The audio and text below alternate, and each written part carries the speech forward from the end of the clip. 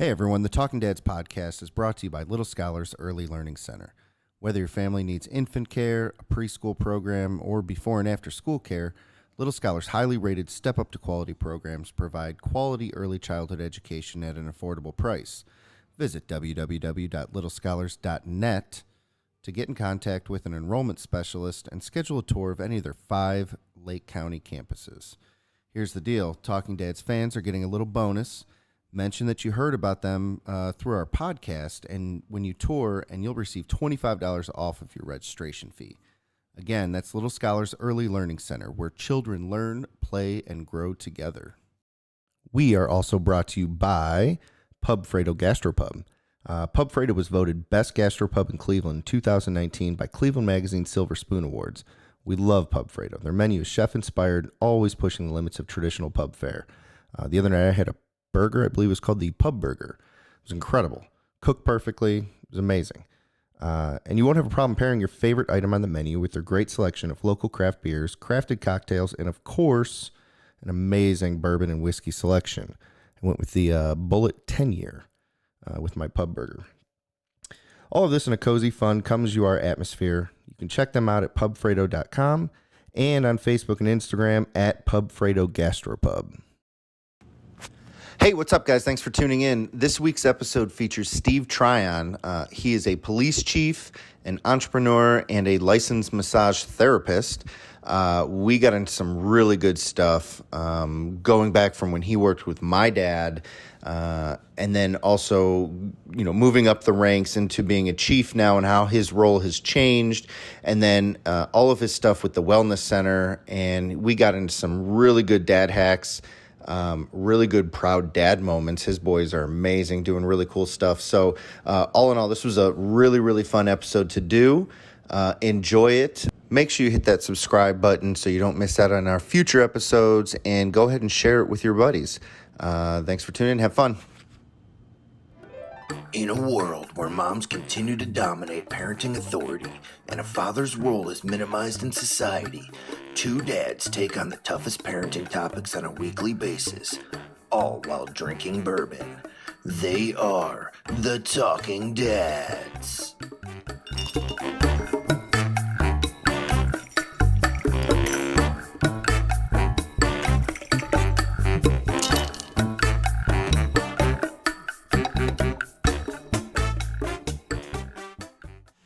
What's up?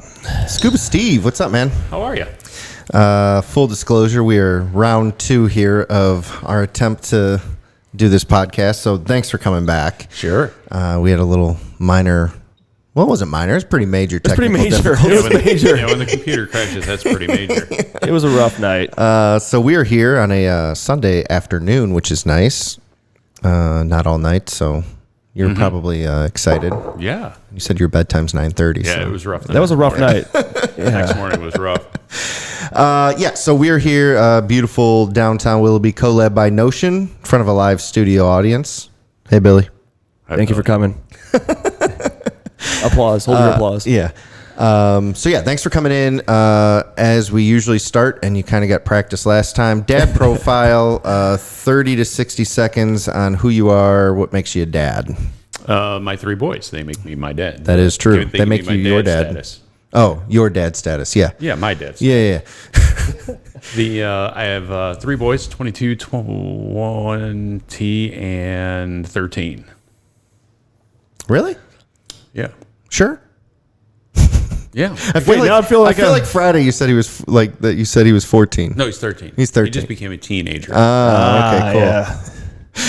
Right, Bill? You sure? Are you sure? I say. I'm like, wait a minute. Full disclosure, we've already been drinking, so. Oh, perfect. All right. I just went straight from had a wedding last night. Oh, yeah. It was a late night out. And So you're still drinking. and you didn't start again. Yeah, I just started right back up. Just picked right up where I left off. So feeling pretty good. Nice. And what do we have here? What'd you bring us? Yeah. Just some homemade bourbon. Well, I'm going to try it right now. It smells Thank good. you. It smells unique. It's pretty good. That is good. It is. Not that I wasn't expecting. Well, I wasn't expecting it to be all that great, but it is good. It is good. Whatever happened with the one in It's still sitting in there. Have you checked it in a while? Ian's got a barrel for, what was that, for your birthday or something? I don't remember what it was for. I don't know, whatever. We'll like a Christmas year ago. No, it was summertime. I want to say it was Father's Day. Okay. I got an oak barrel, and it's, I think, 2 quarts. And the whole idea is that you can age your own whiskey. And so I had a couple jars of Kentucky Clear that I had acquired over the years. That I used to just like throw fruit in the jars and let it sit for a year or two, and it became really good. You'd eat the blackberries or whatever and get all fucked up and everything. But it was good times. And so I was like, hey, I got this extra. I'm going to pour it in here and like start from scratch and make bourbon. Yeah. And so they say on that thing it was like every month equals a year. Or every week equals a year. Something ridiculous because of the surface area and everything else. So I'm doing it. I tasted it after like 2 weeks. And it was just bad. It's like, all right, I'll just give it some time. It started getting a little bit darker. It got dark. It's been a while, though. It's really dark. Because at first, there was nothing to it. It was like... But it still just tastes like freaking turpentine. Yeah, it does. Nice. The last time we tried it. Truck on it. Yeah, right. It was, yeah. So I was going to like throw some like vanilla beans or like a coffee bean or something like it to give it something. I just never did. It'd be interesting to taste it now. It looks nice on the bar. I think if you did the math, it's probably like a 40-year aged bourbon at this point. So it might be really good or it's going to be terrible. We have to I don't start know. from scratch to start over again. But yeah, that's that. So so back into your dad. What makes you a dad? I guess we kind of cut you off on that. Oh, no, that's all right.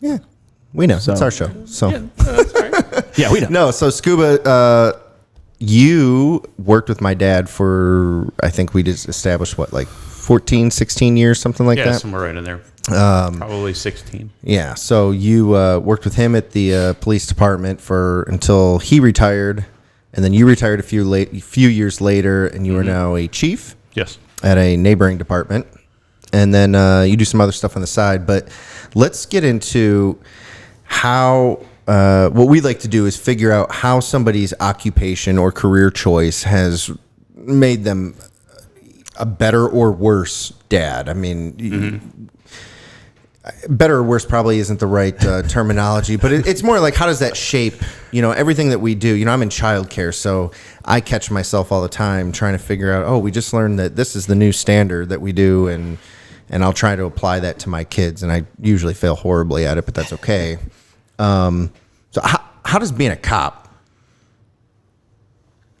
shape your parenting style? You learn a lot of what not to do by being a cop. I would imagine that's the case. Yeah, because you figure sometimes you play the role of a parent. Sometimes you go there to assist a parent and give them good ideas. And as you get older in the profession, it makes it a lot easier because, like, when you're a brand new rookie, it's hard to try and teach a parent when you're 21, 22, 23 years old. It's 40 and they've already had 3 kids. It's hard to try and tell them how they should be a parent. Yeah. But if they really suck at it, it's not so bad. 'Cause you can just tell them you suck at it. You can take any little bit of advice you you should can take get. any bit of advice I can give you. Yeah. But Right. at least I was a child once too, and I remember what my parents did to help bring me to where I am. And I had great parents. I mean, we didn't have a ton of money growing up and stuff, but they always made do, and I never went without. And, so I really learned a lot of my parenting from my parents, and then I just kind of honed it a little bit as I started having kids. Right. And, you see a lot of parents that they may be there, but they're really not there. And you don't want to be that parent. So, you do your best and try to make do with what you have. And, you always see the older guys in the profession, the ones that spent more time at home had really good kids. The ones that were more lived for the job, their kids tended to get in trouble a little bit more. Like your dad and I, we were home kind of people. We worked our shift and we went home. Right. We had our secondary job being home. Right. And then you've got the ones that do nothing but work all the overtime and everything else, and leaves the mom to do most of the raising, and they miss baseball games. you know, it was nice because I was able to make it to most of my kids' games because I worked in the same city I lived in. Right. Yeah. So, you know, if it was my lunchtime, you know, I'd take it where I wanted to, and you know, I'd spend it at the baseball park watching Right. the game. You know, my cruiser's a couple hundred feet away, so it doesn't get hit by a ball, and I have to explain things. Where were you? But, yeah, but you know, Steve, tell me about this. there's this baseball-shaped hole in the front windshield. Goddamn kids. I don't know where that came from.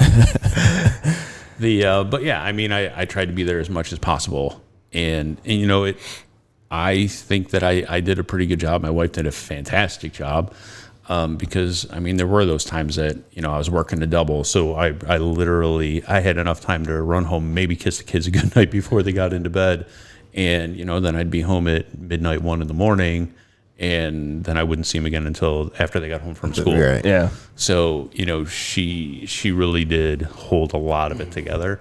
But we always tried to parent and make decisions together.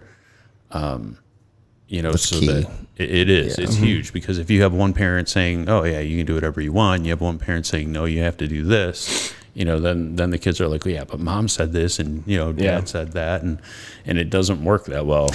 You know, you hear a lot of, or you see a lot of memes, or you see a lot of funny videos, and it's just like, well, what did you know, go ask mom, or go ask dad, or, exactly. you know, don't tell mom. You know, we made a funny, yeah. you know, don't tell mom, you know, and those are all fun and everything. But the reality is if you parent that way, you're just asking for problems, right? Oh, for because sure. now you're forcing your kids to pin you against each other. Like I don't ever remember, I should say, the response wasn't, well, did you ask your mom? It's, what did mom say? Or what did your dad say?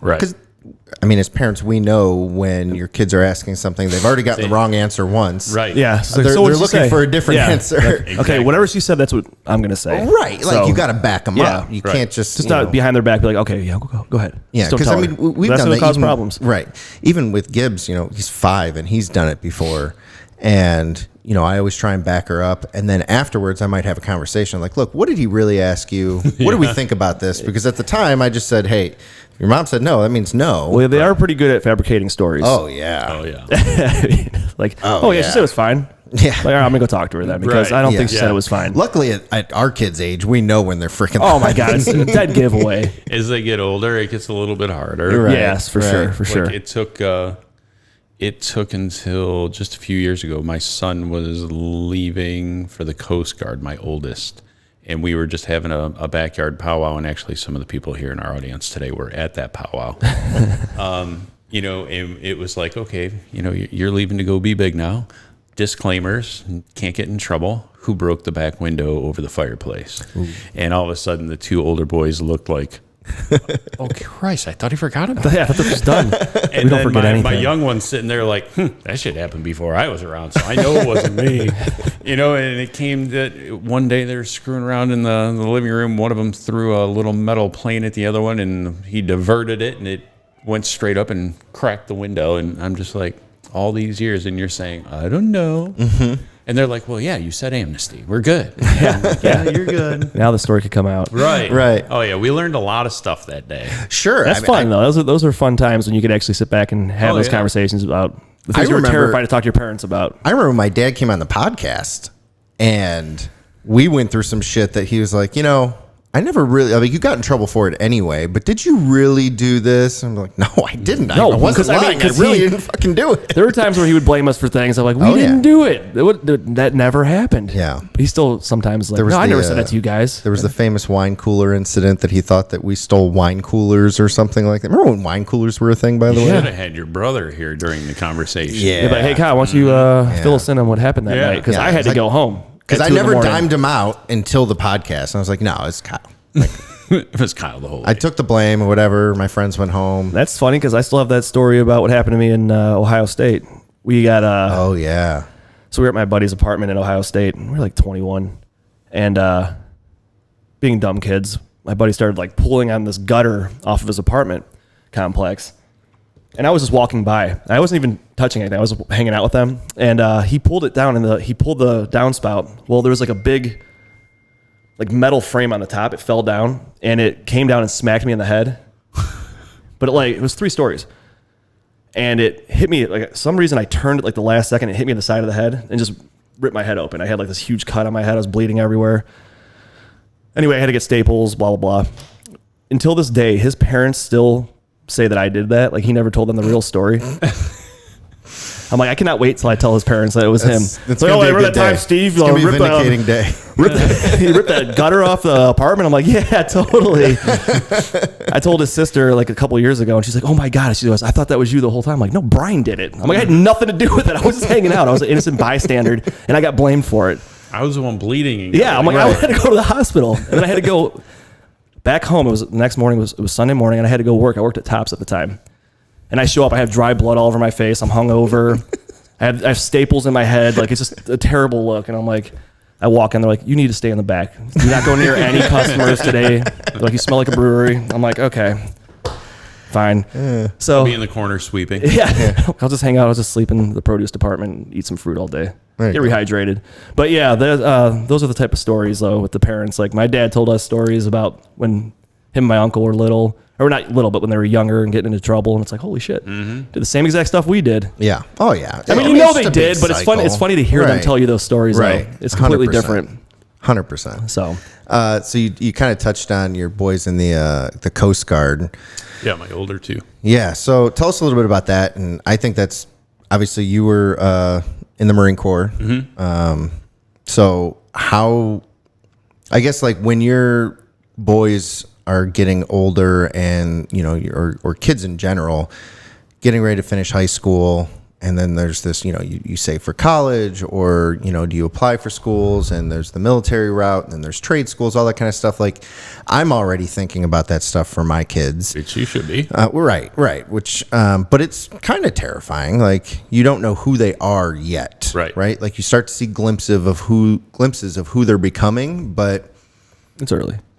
like, that's got to be a really difficult decision as parents, and all you can do is guide them, I guess. But yeah. I mean, the decision is ultimately going to be theirs. I mean, you can't, once you get them to that point, you really can't tell them what to do anymore, unless they're just going to stay at home and be bums and live in your basement. Then you can still tell them what to do. Yeah. But yeah, I mean, my oldest, Greg, he was only 17 when he graduated, and I never pounded the military way into them. I just said, hey, these are the options. Mom and I have saved for all 3 of you for college and everything else, and you have a significant chunk of change to go to school. If you opt for the military, even if you just do 4 years in one of the services, you know, that money will be set aside for you for later, for when you want to start a family or buy your first house or whatever it is. And I didn't push in any certain direction for anything. And he elected the Coast Guard. A friend of mine talked to him, and he's like, yeah, maybe I'm going to try that route. And he loves it. Yeah. He absolutely loves it. I mean, it's like a toss between being a fireman and being in a fraternity. I mean, that's the way they are. They're good guys. Everybody that we've met, all of his friends that we've met from his different stations and stuff, are all great people. They all help each other. I mean, it's really a camaraderie like the Marine Corps, minus the sleeping in the desert under the stars with scorpions. Yeah. Yeah, I remember that. So where's he stationed? The oldest is stationed up in Juneau, Alaska. Greg's up there. Amazing. He just made the decision to stay for another year. So he'll be up there, I think, a total of 3.5 years when he leaves. And my middle son, Garrett, he is stationed up in Marblehead, so right up here on the Great Lakes. Oh, nice.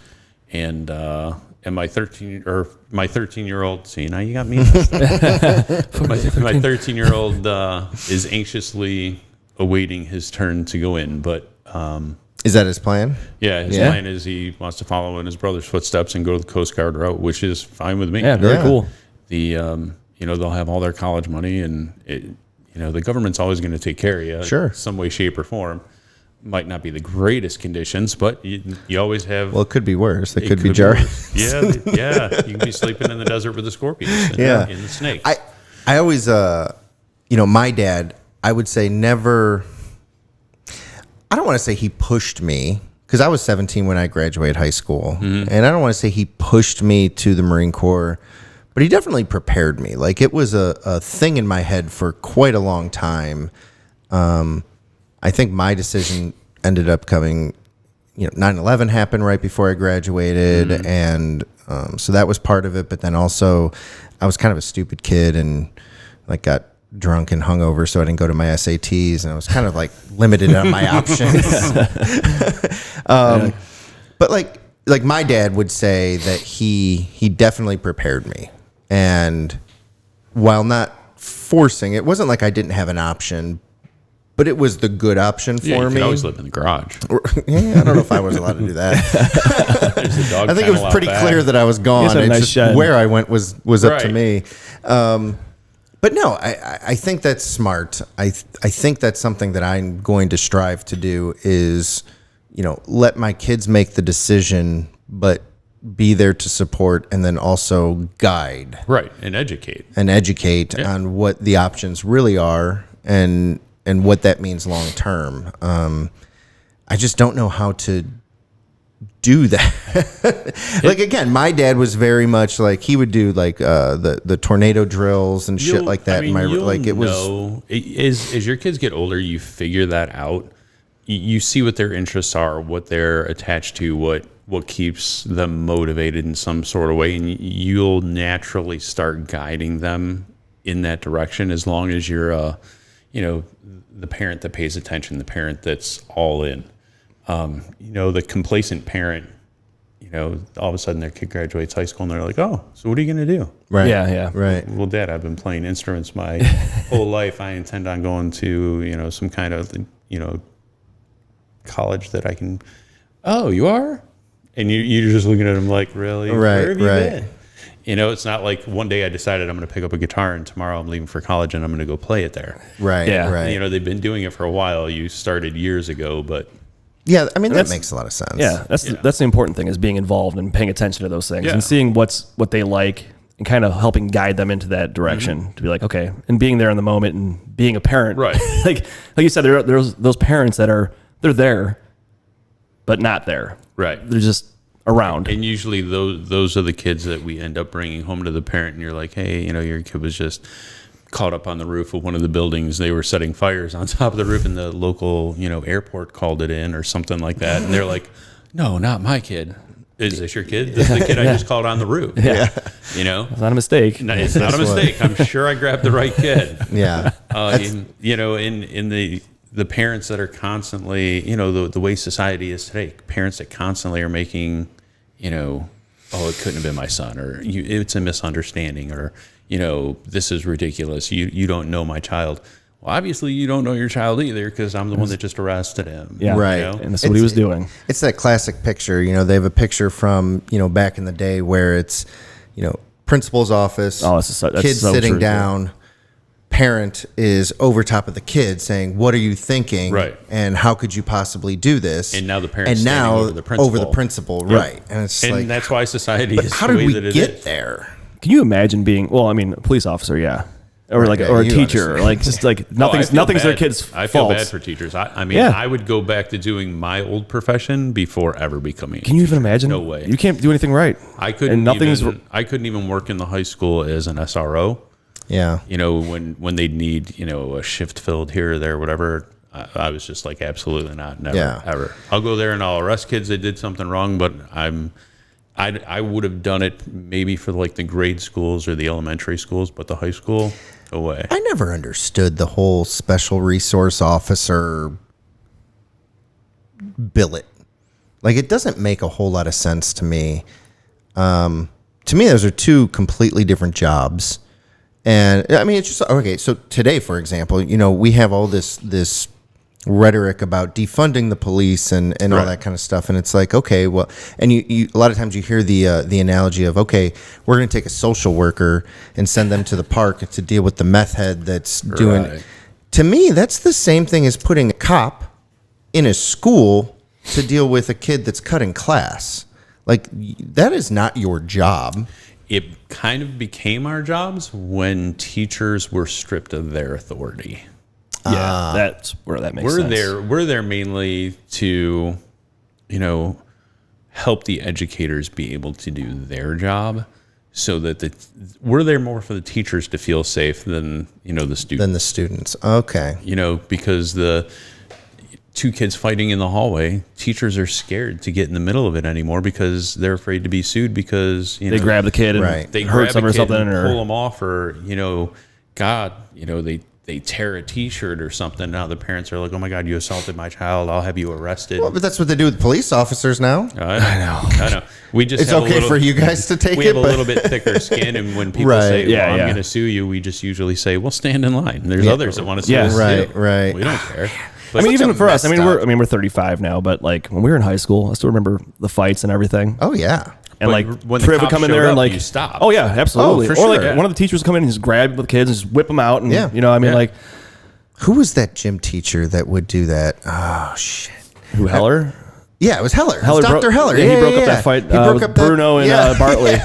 And he was tossing them around. He grabbed both of tossed them. I'm pretty sure he around, and I grabbed was Bruno like, by like the yes. neck, and it was like, yes, man, that Yeah. was awesome. But we didn't think, The but school like, systems won't let that happen. Yeah, right. Now teachers are told, unless you're being assaulted, you can defend yourself to the point of not trying not to get hit, but they're not allowed to lay hands on a kid, even if Right. they're being assaulted. They're That is so told messed to up, walk man. away. You're like, Right. it's and you see it too. ridiculous. You see those videos of the kids like Oh, getting they their know teachers' it. faces and everything. The teacher Yeah. can just sit there and be like, okay, there's nothing I can do never about do this. that. Right. I mean, there's nothing Yeah, you can and do. then the kid gets up out of his desk, walks up and punches the teacher, and then Yeah. Right. and then the teacher gets up and tries to walk out of the room, and And he's just after him. Yeah. It's like, dude, it's so messed ridiculous. up. I remember being terrified yeah of our principal, it's like, or like teachers. If I got in trouble, it's like, I'm never going to sit there and talk back to him. Right. Like, you're right. Never. You're absolutely okay. I'll go, yeah. Dude, can Now- you imagine me like getting in trouble at school and my dad having to come up to the, Oh. see me? What'd you do? Well, he smacked this teacher or he punched a teacher. Your dad would have leveled you right there. right there. I Right can't there. even imagine. Oh yeah, and he would have looked at the teachers like, "I know you don't object. Yeah, right. Like, Exactly. Don't say a word. Right. And if Yeah. you want to call 696 kids, go ahead. Right, right. I don't care. Oh man. It's such a. I mean, You know, that I comes mean, down to I was pretty lucky. I think Greg made it all the way through high school unscathed. No fights, no problems. I mean, he was a little bit of a bigger kid. He was kind of tall, a little bit lanky, but he was one of those kids. He would have been perfect in the Marine Corps. He was able to filter into the back and Gotcha. never be seen. yeah. It's where you want to be. Garrett, not as much in high school. But Garrett would stick up for kids that were getting picked on, and then I can't argue with that. Now I'm No, all good absolutely with it. not. I'm I think that's a all great thing. fine. You get suspended. We'll go to breakfast. I guess that's all right. Because he did the Yeah. right thing. Right. And now I have Gavin, my 13-year-old that looks like he's 19. He's 6'1", 190, and he's going to be a freshman in high school. Jeez. He's And a he's- big boy. He's got two older brothers. That's always like a And, thing too. It's and always the funny like, oh, part okay. is they used to pick on him, and I'm like, one day he's going to grow up and he's going to be bigger than both of you. And they're like, oh, no way, no, that's not going to happen. And now he's bigger than both of them. Yeah. Greg's 6'1", probably right around 210, but he's probably only got another year until Gavin actually is physically bigger than Right. he is. Right. But they're both 6'1", so they can look at each other eye to eye. Yeah. But yeah, I mean, in Gavin last year, I got a call from the principal, Mr. Tryon, he's got Saturday school. And I'm like, okay, for what? Well, he was in an argument with a boy and, he said he was going to bust his head open or something like that. I'm like, Well, did he? yeah. I'm like, well, that's kind of odd. That's not really Gavin. He's a quiet monster. He'll keep. He's changing quickly as his body gets bigger. But he was usually the one that you really had to push Gavin in order for his button to flip. But when that thing flipped, he was mad. Yeah. So some kid was getting picked on, and he told the other kid, who was just a loud, obnoxious kid, he's like, why don't you leave that kid alone? He goes, he's not hurting you. And the kid comes back with what you going to do about it? Now, Gavin was already like 1.5 feet taller than this kid. But because he had the mouth and he was running his mouth, Gavin made the comment of, I'll split your head open right here on the floor. And then that's what the teacher heard. So Yes, he of course goes, it is. he gets sent to the office, and he actually wasn't going to rat the other kid out. It was almost me that did it. just being an involved parent, but not negative on the administrators. I'm just like, that's not like Gavin. Even the assistant principal was like, he goes, Gavin's nothing but respectful. You ask any of his teachers, he's the, great kid. And I'm like, can you just look a little bit more into it? I go, I don't want to be that parent, but I'm all in agreement with if he said those words, then he's coming to Saturday school. Just have his seat ready. So he calls back a little while. He's like, well, he goes, there was more to it, but Gavin didn't want to tell us this other kid was picking on the other kid, but I found the other kid, and he said that this other boy's been picking on him for a while, and Gavin stuck up for him, and he actually thanked Gavin. And so he's like, and now I don't know if we should send him to Saturday school. I go, no. I go, he can attend Saturday school. Yeah. I go, but the other kid should probably be. He goes, oh, he got suspended. And I'm like, all right. I go, Gav will still be there on Saturday. And he's like, well, thanks for, supporting us in our decision, because usually that's not how it happens. No. And I'm like, I go, even though he didn't do it, but he said it loudly in front of the class, you can't not let him go to this Saturday school just because of that. Right. Yeah. Right. I go, and I would have expected if he did follow through, if he got his a day suspension or whatever, because he did attack the kid or whatever, okay. He knows better. But on the other hand, I'm happy that he did what he did, because I would have been the same kid in high school doing the same thing. Well, and I think that the whole idea of needing special resource officers or teachers needing to be able to diffuse situations that are outside of the classroom norm is really the root cause, right? Like, we're talking about things in school that are bound to happen, but just seems like the more frequent, or at least now they're being filmed. Right. It's kids walking around with camera or phones and everything else like that. But it all comes down to, I think, just parenting as a society. Like, we kind of just already touched on it. Like, I would never do anything step out of line knowing that, suspension doesn't scare me. Detention doesn't scare me. A principal laying into me doesn't scare me. What scared me was going home and facing my dad when he found out what happened. But there aren't very many these kids parents aren't like scared that like anymore. that. They're not, because unfortunately, some administrators have pumped I'll call 696 kids. My teacher told me that you can't put a hand on me. So a lot of parents got scared because, the county would send some 21-year-old that just graduated college out to do this investigation of child abuse. And they're telling parents, oh, well, you can't put your hands on your child. Get the fuck out of here. Right. You better just rethink what you're telling me, because I've already got 2. This is my 3rd. And I've done pretty good with the other 2, and I'm going to teach this one the same way. And according, still in Ohio, you can still discipline your children. You can't abuse or beat them, but you can still discipline your children. Right. So for you to tell me, and I hate to say it, your liberal way that you just learned in college, that, swatting a child on the backside or across his mouth for telling his mother to F off, that's the way parenting should have been done. That's the way it happened way back in the day. That's the way I was raised. And it worked. Our prisons weren't overcrowded. Right. Our jails weren't overpopulated. And kids respected even other people. Kids don't even respect their parents, never mind respecting anyone else. Right. When I feel good when my son comes home and the parents of wherever we were, they call and they're like, your son's so respectful. He's so good. He's welcome at our house anytime. That's like the proud parenting badge. For sure. Yeah, 100%. And when you get the ones of, well, why can't you stay at Jimmy's house tonight? Oh, his mom and dad said it wasn't a good idea. Well, you probably have a shitbag kid. What do you think? So, as Steve was just talking about that, so I remember my dad was very big on, if you're coming over to my house, you're going to be respectful, little things, shaking hands, right? Not sitting on the pool table, being respectful. Yeah. Using the right language, especially around my mom, stuff like that. If I'm going to be honest right now, the kids that my dad would yell at or send out of the house, I'm thinking about who they are today, and I'm like, holy shit. Yeah. It's true. Like, it kind of makes sense. I was around a lot, and but I was always very respectable. That's the way I was brought up. Yeah.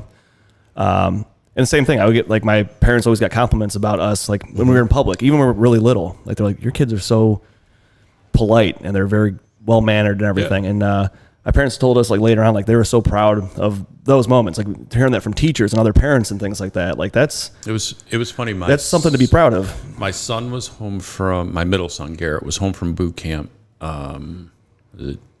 almost 2 years ago now, and we went to one of the mom and pop restaurants for breakfast and stuff that they both like going to, and we're sitting there, and we were pretty close to the window, which was somewhat close to the front door. It was towards the front of the building, and they saw two older people coming across. And now I didn't see this yet. I didn't put it together until after the event happened.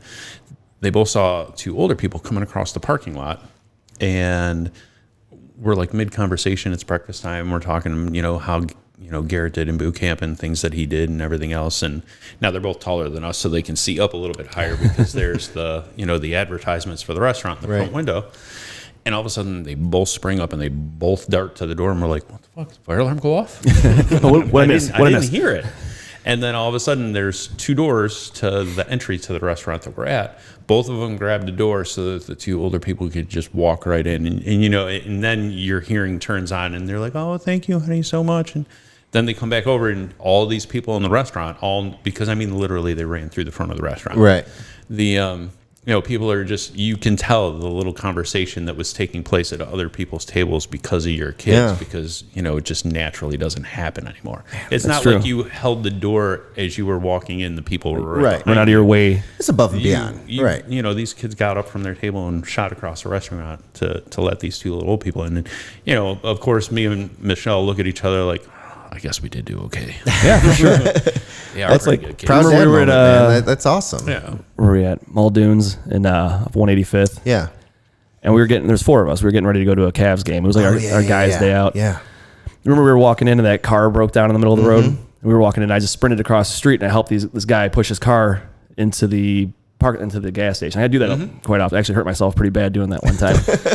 On Byler, pushing the car up the hill. Was it up an that RTA hill. bus? Yeah. It's like, I got you, this. buddy. I broke my back. But yeah, that's the kind of stuff that I don't think about it. Like I was mid-conversation Yeah, with you these guys, just and I do just it. sprinted over and I helped them out real quick. And I'm like, And it's dude. it's good when your kids see their parents doing it as they're going up, because that's what I was always taught. Right? Yeah. It wasn't really even a military custom that I learned it. It was my parents that said, "You go get the door for your grandmother, or you do this for the older person, or whatever it is."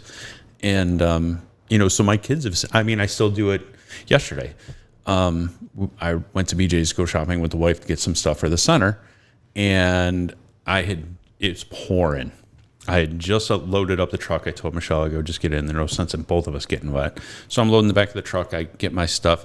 And as I'm walking past to go put it in the cart return where carts are supposed to go, as I'm headed towards the cart return, there's a little old lady. I'm not going to say very, very old, but she was probably late 60s, early 70s. She's older than me. And she's putting stuff in her trunk, and she had the little dividers in the trunk and stuff.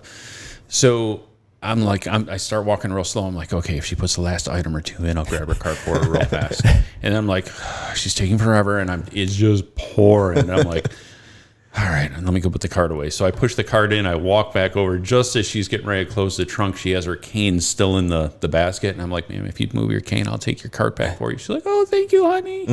And I'm like, I'm already soaked. Right. Yeah, at Right. that What's point. the difference? But neither one of my kids were with me, but I'm sure I've done it in the past, which would make my kids do it now. For sure. Because they're like, well, if dad does it, I should. But you don't even think twice about that. It's just something No, you you do. don't And think I do. twice about it. And like you said, when your kids see you doing that, they're Yeah. going to act the same way. Or you know And what? when your kids see you doing dumbass things, Yeah, and they're gonna do that will shit too. Dumbass shit too. Yep. The other thing about that too is maybe your kids weren't with you, but maybe there was a teenager sitting in the car Yeah. waiting on mom in the store, playing on his phone or whatever, and he looks up and he sees this guy do something Right. like that. And That's it doesn't what's have to be just your kids that Yeah. you're setting the example for Sure. as fathers or Or as somebody men.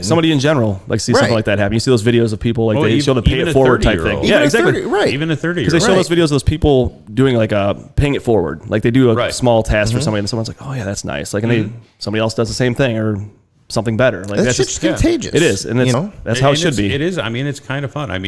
Every once in a while, if Michelle and I are out to breakfast or whatever by ourselves, since we don't have the monsters eating with us, where we have a humongous bill, a lot of times I'll pick an elderly couple or something in Yeah. the restaurant, and I give it to the waitress, and I'm like, I want to pay for their bill, and no thanks, no nothing. We just leave.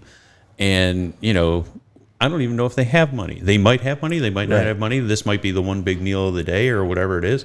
But it doesn't matter because it makes me feel good. So I just hope that it makes them feel good. It has to. I mean, I know. So the first time ever, yesterday. So yesterday morning, we had my kid's softball, t-ball game. And so wife's like, hey, we're actually ready in an appropriate amount of time to get to the game on time. Can we stop and get coffee? Like, yeah, and I'm not a huge coffee drinker, but I'll go and I'll get one when we're able to. So we stop and we're waiting in this line at Starbucks, and I was like, all right, well, and we're waiting. Starbucks, right? Well, it's right there, it is. It's the only place by me.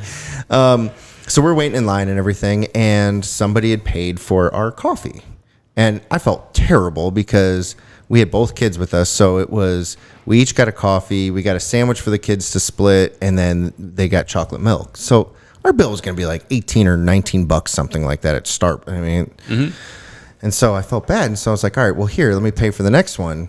And she's like, all right, well, There that was one's 11 kids, and it was a cargo van. You look behind yours. You look in the rear view. Yeah, You're I'm like, looking back. you know what? I'm going to do it next time. Next time. No, the bill was like $3.45. And I'm like, I can't, So I just gave him a 20. I was like, all right, well, however many you can get out of this, get it, But the rest of the day, I was like, man, that made me feel good that somebody did that for me. And then it made me feel good that I paid it forward. And just like it set, that was at 8:15 in the morning. And so it set the tone for the rest of the day. Well, that's during the quarantine, we did that. I was picking up dinner, and I was late coming home from work. So I'm like, I'll just grab some Happy Meals for the kids. It was whatever. So the woman in front of us paid for ours. It was like $13. I'm like, damn it. All right. So I paid for the next one.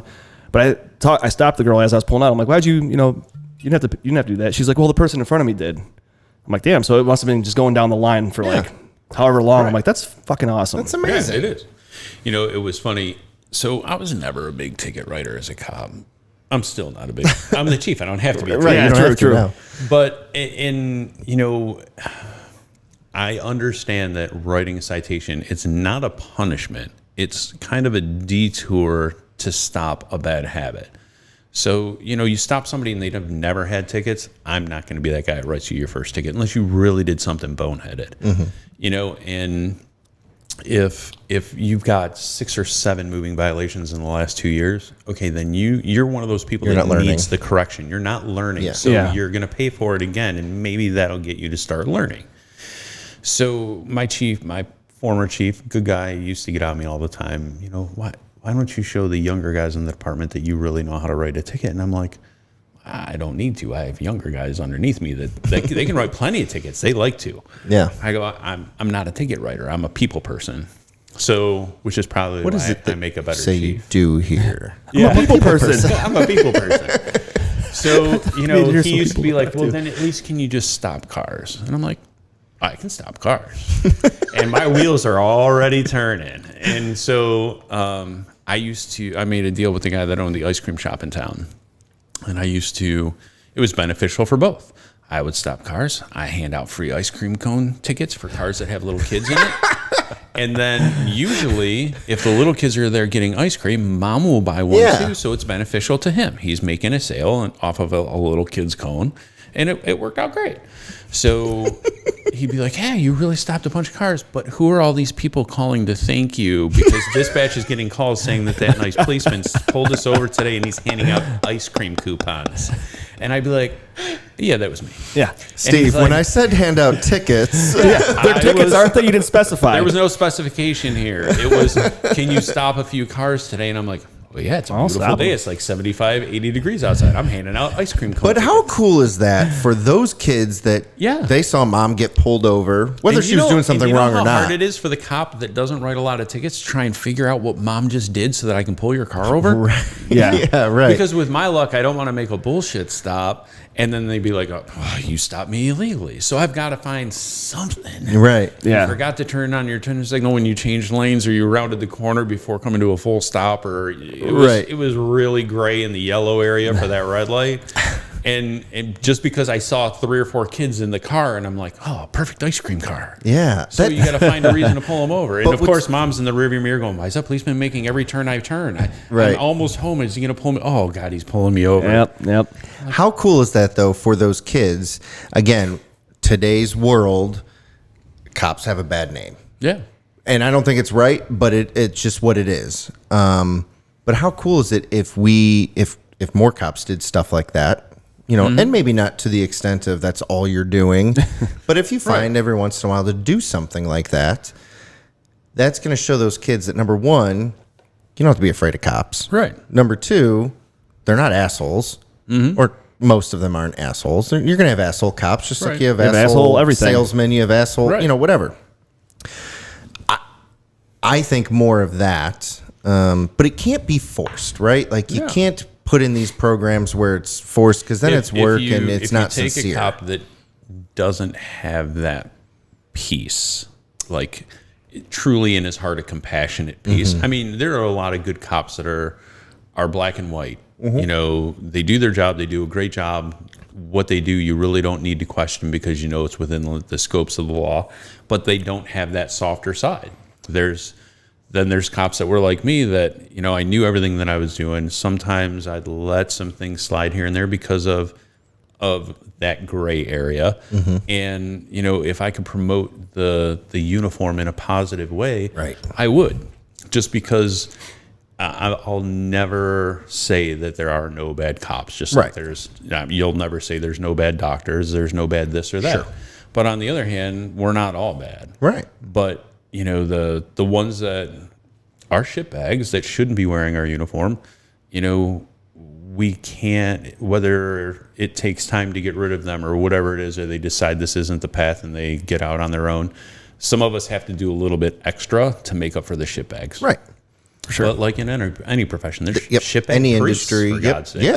Absolutely. We all know. Yeah, absolutely. You know, but for some reason we catch more shit for some reason because everybody thinks that, you know, we should be held to this higher standard. Well, everybody should be held to the higher standard. You know, and if you don't cut the mustard, then you should find something else to do. Well, and at the end of the day, it's just being a good person, right? Like it doesn't matter. Take the job or the industry that you're in out of it, whether that means it's, you know, returning the old lady's shopping cart or giving some kids some ice cream or helping a guy push his car out of the road.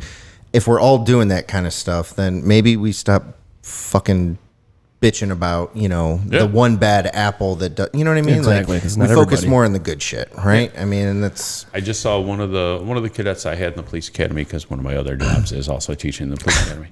This guy has like 42 jobs. Unbelievable. One of the guys that I had in the academy, prior military guy, went to my former department. Solid guy. It wasn't even his call. He saw one of the other guys took a report.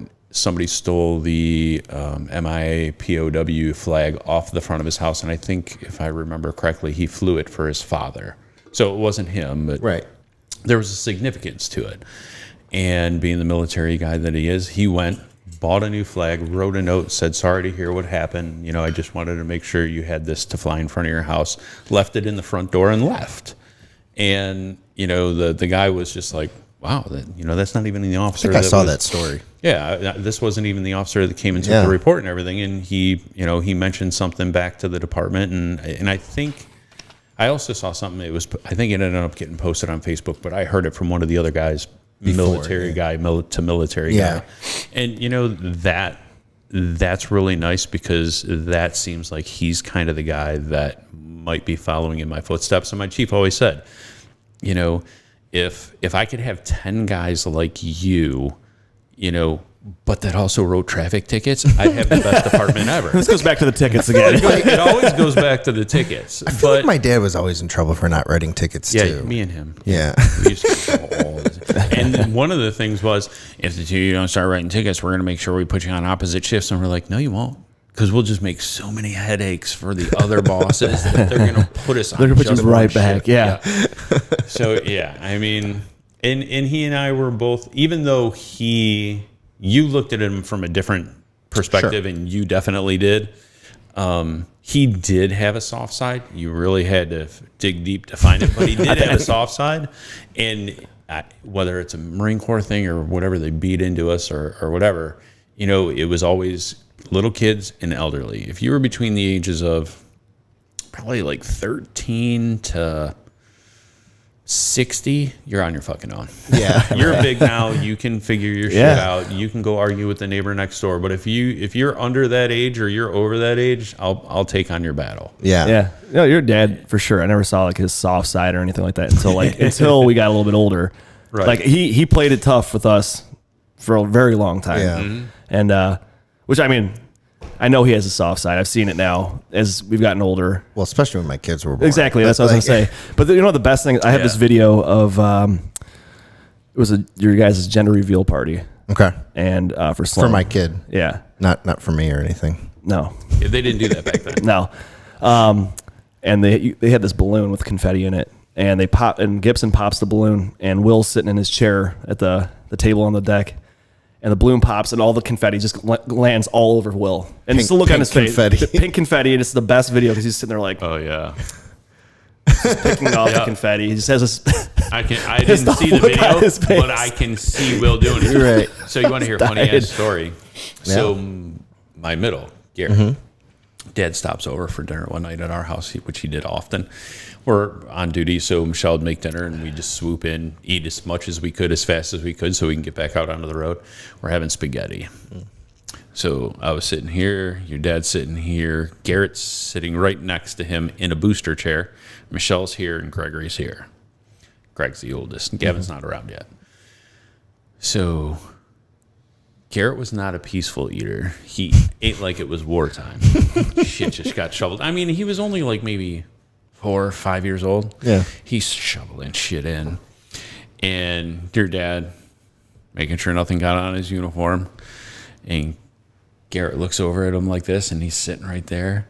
And your dad looks over at him like this, and Garrett starts to giggle. And your dad's like, "What's so funny?" Typical your dad. Yeah. And Garrett just goes, and wipes his face all over his patch and his sleeve. And I just went, oh shit, he's going to kill him.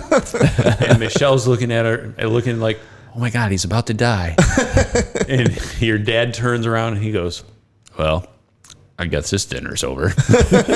And I'm like, hey, let me get something to wipe that up. He's like, no. He goes, that's fine. He goes, not a big deal. He goes, remember, do not invite me over again on spaghetti night. And I'm just like, holy shit, did he just do that? Yeah. And so it was, and he did end up chuckling a little after, but it was a very funny moment because you know how your dad was. Oh, yeah. Your boots always had some polish on Yep. them. Uniform was always neat and tidy. And then here's my kid just slapping spaghetti sauce right across not only the blue sleeve, but then all the gold stitching on our Yeah. patches. Oh man. Oh, yeah, it was perfect. Oh, man. It was perfect. Yeah, my like dad was picture your always dad. funny about that stuff, man. Like, I remember even in his thing, what did he always say to me? He's like, if you look like a shitbag, everyone's going to treat you like a shitbag, Right. you know, and Yep. that's probably a lot of Marine Corps, you know. I was in a very different Marine Corps than you guys were in. Yeah. Just because I was Times never had like changed. in the barracks and we never had like uniform inspections and stuff Right. like that, which is just, I would tell my dad that and he'd be like, what do you mean? I know. What do That's you mean like you have to foreign shine to your us. boots? Yeah. Like, yeah, we had canvas boots because we were in the dirt, you know? Right. But yeah, he was always a stickler for that kind of stuff. And like he would come in and he would critique my closet. He would come in and he would say, well, why isn't your shit folded correctly? I'm like, I don't know, because I'm fucking 12. Like, Oh yeah, I still, Michelle does not put my stuff away because I still fold my shit a certain Yeah, way. Like yeah.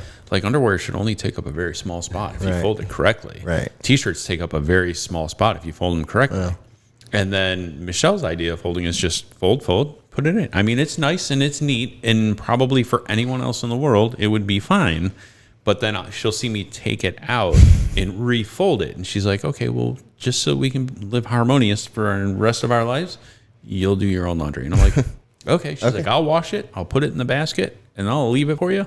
She goes, but you're putting that shit away because I ain't doing all that extra folding. And Right. I'm like, okay, fine. Yeah. And, you know, it's even with my kids, I'm like, as long as you fold it neatly, put it into your dressers or whatever, I'm good with it. You don't have to do it dad style, Right. but just make it neat.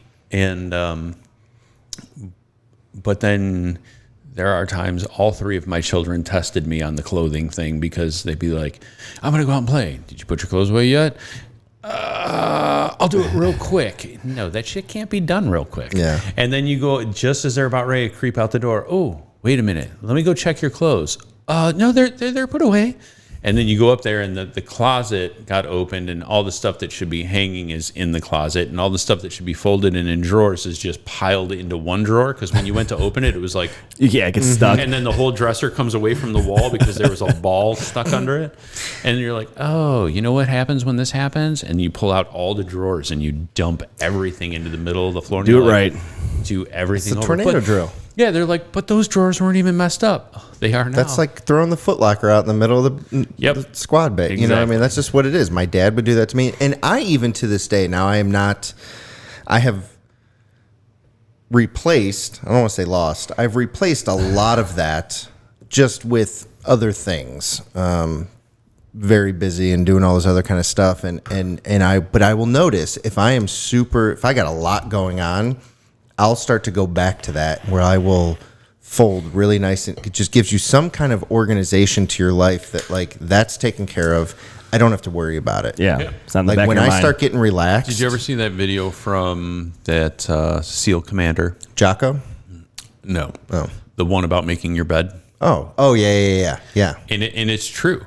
If you make your bed in the morning, when you go home at night, and you could have had the craziest, crappiest day, and your bed is made, and all you have to do is undo a fold and slide in, it's like There is so something much to be better said. than when you've had a really crappy day and you come home and your bed is just a freaking It's a disaster mess, to put it together. It's the last thing you want to do. Yeah.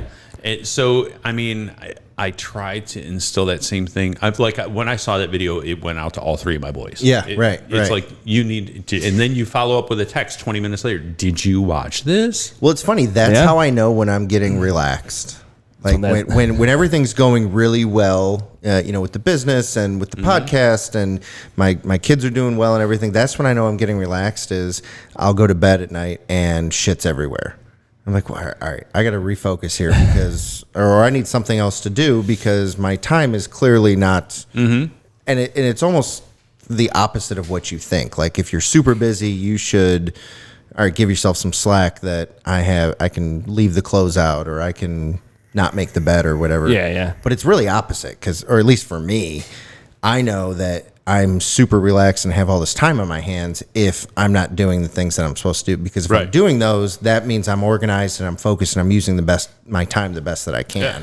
Yeah. See, what I try to do is, like, when I have the kids by myself, like on a Saturday when my wife's working, or just whenever I have them by myself in general, I constantly clean up behind them, which is ridiculous because the house is always going to be a mess with them. But I constantly clean, like, the whole time while playing with them, or have them help me clean. But it is amazing that when my wife comes home, the house is clean, she's relaxed, Right. and I get to relax. And same thing with the bed. We make the bed every morning. Yeah. That's like, and that just kind of started in the last year. And we do it before. It was like, okay, it's whatever, just got to get up and go. Right. But yeah, it And I actually mean, feels a lot literally, better. Even if you can just pull the sheets up, just to square it up some so that it looks like it's done, it's still way better. Because then when you walk into your room, it's not, because that's the way you'll live your life. You'll live your life twisted in a mess. In the chaos, just in chaos. In constant chaos if you don't, in picking up behind the kids. And I'll tell you, along with being, a proud dad and everything, a lot of times, you've got people that are very well to do, whatever. You can buy your wife diamonds, you can take them on fancy trips, you can do a lot of other stuff. But I'll tell you, to make a marriage work, it's stupid little things that will make your wife very happy, which in turn then makes you a good happy. evening for you. Yeah, sure. For sure. You come home and the dishwasher is empty, or the sink has no dishes in it, or you just recently vacuumed and you left the lines in the carpet, and when they walk in, they're like, wow, he did something other than just sat at home today and did whatever he wanted. Something that would normally be on their to-do list that they're like, all right, when I get home, I don't want to, but I know I'm going to have to vacuum. And they walk in and they're like, whoo, it's done. Yep. Or they walk in and dinner's done. Or, my wife loves spinning. She goes to Soul Sprint and Menor all the time, constantly. And then so when she gets home from spinning, not only is dinner done, but all of a sudden I already turned the water on in the shower and made it warm, so she doesn't have that 45-second time lag for the water, and her towel is there and her robe is there. It's stupid little mushy stuff, but it makes the evening, they're definitely cheery. Even if they had a shitty day before and now they're having a great day, and you'll have a great evening, hint. And it just makes things so much better when you just take the wife, or even taking your kids for advantage or whatever. I do what I have to do. I support you. I provide everything for you. I don't, just leave me alone. I want my own time. It's not that. That's not the two-way street. It doesn't work that way if you want to have a nice, long, happy, healthy marriage. Yeah, Absolutely. Well, and that feeds into parenting, because again, your kids see that, right? Your kids see that, and then they also get to be around mom and dad who are happy, right? Yeah. Because A pissed off parent, like being around that, it's just, it's not unhealthy. It's no fun. It's unhealthy for them to see that. Right. And so, I mean, like, those are the small things, just the small things for the kids to see that, like, they're going to learn from that, and then they're going to goes back to raising a good human. Right. Yep. They're going to pay it forward when they get older. And Well, they're I feel going to like live the our same kids way. are the perfect age right now that they're understanding that kind of stuff. Like Chelsea and I will have. everything. Oh yeah, they take it all in. Even if it seems like they're not paying attention to anything. Oh, they're paying attention to everything. It's just So Chelsea and I will have. I call them debates. They're not arguments. Like, we're not screaming at each other or anything like that. But, like, for example, right now we're trying to design this house that we're going to build, right? Yeah. And so it's, well, what do you want this to be? What do you want that to be? And we're talking, and I get animated sometimes, and she gets very animated as well. And well, no, this doesn't make any sense. Why wouldn't you do this? And then my 5-year-old will come and be like, you guys, stop fighting. Right. We're like, listen, buddy, we're not fighting. Right. Here's what's happening, and we'll explain it to him. But it makes me click, and I'm like, And man, they don't. That is all powerful. they see is that we're not completely agreeing Yeah, on it's a something. disagreement. And so we try and take that moment and say, look, And that happens more so in a family that doesn't fight. So when your kids are not used to you yelling and screaming and arguing, Right. when you're just having what adults would call just a simple, like, we were literally just discussion. talking about where the laundry room should be. Yeah. But to them, because Yeah. they're not used to that, they consider, our kids used to do that. So Yeah. you guys are on a good path. That's good. That's reassuring. Coming from the old guy in the corner, when kids see that little bit that you would think of is this isn't even a real heated discussion, never mind an argument, never mind a fight. Right. Because they've never seen it, they think that it's a fight because your voices might be a little bit higher than normal, or you may be a little animated, and they're like, oh my gosh, mom and dad are fighting, and you're thinking, Christ, son, I'll show you fighting. yeah, you want to see fight. We haven't even raised our voice for This is real. nothing. Yeah. But- wait till we start talking about the basement. Right, Yeah, exactly. Wait until we figure out where the toy room's going to be. Yeah. So that's great in the aspect of parenting, because, you'll go to I've been to houses before where literally the parents are bleeding and the kids are on the couch bawling. And, it's crazy, and it might be a little bit hard to explain or hard to understand as I explain, but, you go to a house repeatedly for domestic violence. And, the mom's like, oh, I fell down the stairs. You didn't fall down the stairs, but you're teaching your daughter that it's okay to get beat up and then lie to the policeman so that daddy doesn't go to jail because you're worried about how bad the beating will be when he gets out of jail. And then all of a sudden you're now teaching your daughter, this is acceptable. Yeah, this is the norm. And this is what your daughter, if you are You're teaching your son that that's okay. You're teaching your daughter that it's acceptable. To treat your spouse like shit, and you're treating your daughter that this is acceptable and this is the norm.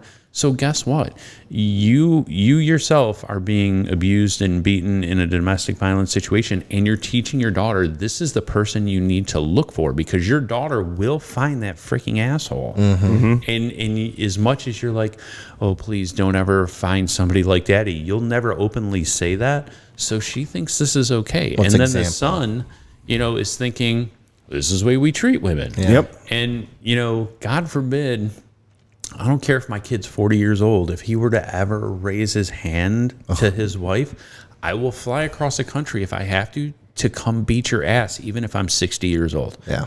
Because Yeah. that's unacceptable. It's absolutely I mean, unacceptable. You know, and Well, and those are the kids. flip side of the coin is there are female abusers out there as well. Sure. And it's the opposite. You're teaching your daughter it's okay to do what it is that they want to do, and that the man should be submissive to that, which is not the way it should happen either. Right. But you know, And those you kids do that in are front of seeing those that kids- are the ones that the guys that you train in the academy, yeah, they're going to be arresting those kids. Yep. When they have their own families. Oh, yeah. I mean, what did my dad say?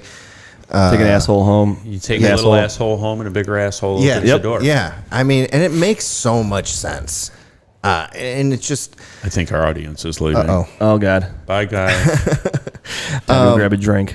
but it's, I mean, that's what parenting is, right? It's setting the kids up for the next. A much bigger picture than just taking care of them. There's so much Yeah. power and responsibility in setting the correct example, and we're going to learn stuff along the way. I mean, I know Parents are never perfect. You try to do the best that you can with the resources you have in order to raise your kids to be the best humans possible.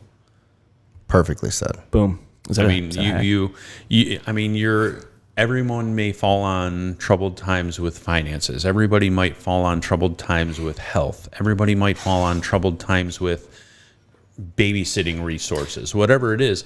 But if you show your kids that they're the most important and that you're going above and beyond to try and provide them the best life that they can have, they're going to turn out to be fantastic kids. Right. Yeah. Well, and I'm here to tell you too that like the financial problems or the health problems or whatever, that's all a matter of perspective too. Right. Absolutely, Right? because like when you grew up, well, both of us, like we didn't have everything, had but you know what the thing is? I didn't give a shit about any of that stuff. You know what I thought about when I went to somebody's house who had like everything? I was like, cool, I can't wait to go hang out over there because they have cool toys. Like I didn't think anything less of my parents. None of that shit mattered to me. Right. Well, like, And 'cause that's like- I get worried sometimes. I was like, because my parents did an amazing job of improving their situation financially and otherwise, to where I was able to go throughout high school and play sports, and yeah. I got a job, and that job was for me. You know what I Right. mean? Like I didn't have to get a job in high school to help pay, No. put food on Right. the table. My parents took care of that stuff. Very, very lucky. Yes. But they set me up to where then I could go do what I wanted to do. So I went to the Marine Corps and all that kind of stuff. And now I'm in this situation where like my parents did. You always want to make a better life for your Yeah. kids. Right. Just keep going. And my parents did a fantastic job. Your parents did a fantastic And job. that's a parent's job. That 100%. truly is. You should be able to provide for your kids the best that you can within your limitations. Yes. Don't go out and rob a bank to do it. Right. But provide them the best that you can, and then it's your job to try and teach your children to bring that up one notch. So, like me growing up, our big family vacation was, and this is what my parents could afford. We had a little camper, and we would go for a week to the camp place. To me, it felt like it was, 200 miles away, but I think it was right here in Geneva. yeah. We would go there at least once a summer, twice if we were really lucky. And then right before we went back to school, Dad would take us on a trip to Geauga Lake and spend the day at Geauga Lake, and we could ride as many rides as we wanted, play as many games as we could play. And that's what fit in my parents' means. Right. Yeah. I was fortunate because my parents raised me really well and very respectful and provided for me, what they could. And I said, I want to bring it up one notch. So, I went into the Marine Corps, got out of the Marine Corps, got a very good job being a policeman, and did what I felt was the best that I could do in the 25 years that I spent as in the non-chief world until I moved into the chief world. And my kids were afforded, the benefit of traveling and going places and doing things. And, but I had the financial means to be able to do that. But I also explained to them, and here's a key thing. When kids are like, oh, Dad, can I have $20 to go do this? And you're like, well, sure. But what's minimum wage? And at the time might have been $7.50. I'm thinking of my oldest son. So, say it was $7 an hour. Okay, so if you came to the office and you emptied trash and you did this and did that for $7 an hour, how long do you have to work to make $20? Well, that's like almost 3 hours. And you're like, okay, well, I'll see you on Saturday. And they're like, okay.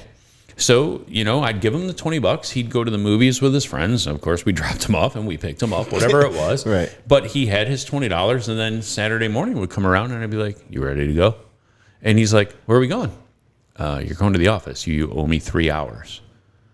Oh, yeah. All right. Okay. So he'd go and he'd cut the grass out in front of the office and emptied trash cans and wash the kitchen floor, whatever it was the company. And I didn't have shit to do, really. So I'm sitting there screwing off trying to find things to do for 3 hours because it was necessary But you for did. me. You had that lesson to Absolutely. So every time they would be like, hey, can I have this new game? What's minimum wage today? Oh, $8.10 an hour. Oh, how many hours are you going to owe me? All right. And sure shit. And you hold their feet to the fire so they understand what that is. And when you break it into terms of, when I owned my security company and stuff, I'd explain to them, listen, you're asking for this money up front. I'm going to give it to you and you're going to pay it back. But there are people that work for me that provide for their entire family off that same amount. Right. And they have to make a car payment, an apartment payment, and feed them and maybe a child as well. So realize what you're really asking and involve them in financials like that. And it's paid off really well. Like my oldest son, I'll tell you what, at 22 years old, I could only dream to be at the financial spot he is in now. So his big thing is, and here's one of those parent, proud moments. So he gets stationed in the Outer Banks, his first duty station. And, he's in, at the time I think he was only in E2 when he first got there. So he's making nothing, living at the station in a room with a roommate. And, instead of, even though he's not supposed to be going out and drinking on the weekend or whatever, instead of going out and having fun and partying, he would stay in the barracks. Saturday morning, he would wake up early and he would hit the estate sales up the coast because, down there, it's all rentals. Right. So he would go and he first started out by taking his money and buying a couple of washing machines. And then he finally got to the point to where he bought a little storage unit. He would store washing machines or, if he could get a stove real cheap because they were swapping out stoves in one of the rentals or whatever, and he would stockpile them. And then all the incoming Coast Guard people that had families that are looking for houses, he would then flip and resell all these things. He'd get them, clean them, set them in his thing. And then when people were coming in, he's like, if you need something, let me know. So he actually got to the point to where he was like along for his station and the couple of stations north and south of him because he delivered because he had a pickup truck. Nice. That Dad helped him acquire. Awesome. So as people would come into one of the duty stations, if they're like, oh yeah, I'm gonna have to get a washer and a dryer and I'm gonna have to get a stove. Oh, you want to call this guy over at this station? He's got the hookup. God. And so he would take pictures and he'd send it. Which one do you want? And they'd be like, oh, we'll take this one. All right, I'll meet you halfway. Or if you don't have a truck, I'll deliver. So he would take, he'd buy a washer and dryer set that was normally, when they buy those for the rentals, they're probably $1,000 a piece because they're the great front loading. Right. He would take those, clean them up, and then he'd sell them for $500, but he only paid $250. Right. So he was making money. So it got to the point to where he would live off of his little entrepreneurship. Mm-hmm. And then all of his Coast Guard money that he came in his salary went to all of his investments because we set him up with investments before he left. So it got to the point where he's living at the station and, they're like, you're going to have to soon, you're going to have to find a place, you're going to have to move out because we have new incoming people that, and the Coast Guard is very nice. The Marine Corps did not do this. Before you're allowed to move off the base or out of your quarters, you have to prove financial stability, which in the Marine Corps, they didn't do that shit. If you got married, you're the fuck out. So they set Greg up and they're like, you've been here almost like 7 or 8 months and, we have new people coming in, do you have any kind of investment? Well, they didn't say investments. They said, I forget, like how we can do 401ks Yeah. and stuff. So the military version of, they're like, we want to make sure you're setting I some remember money what that aside was, or but whatever yeah. it was.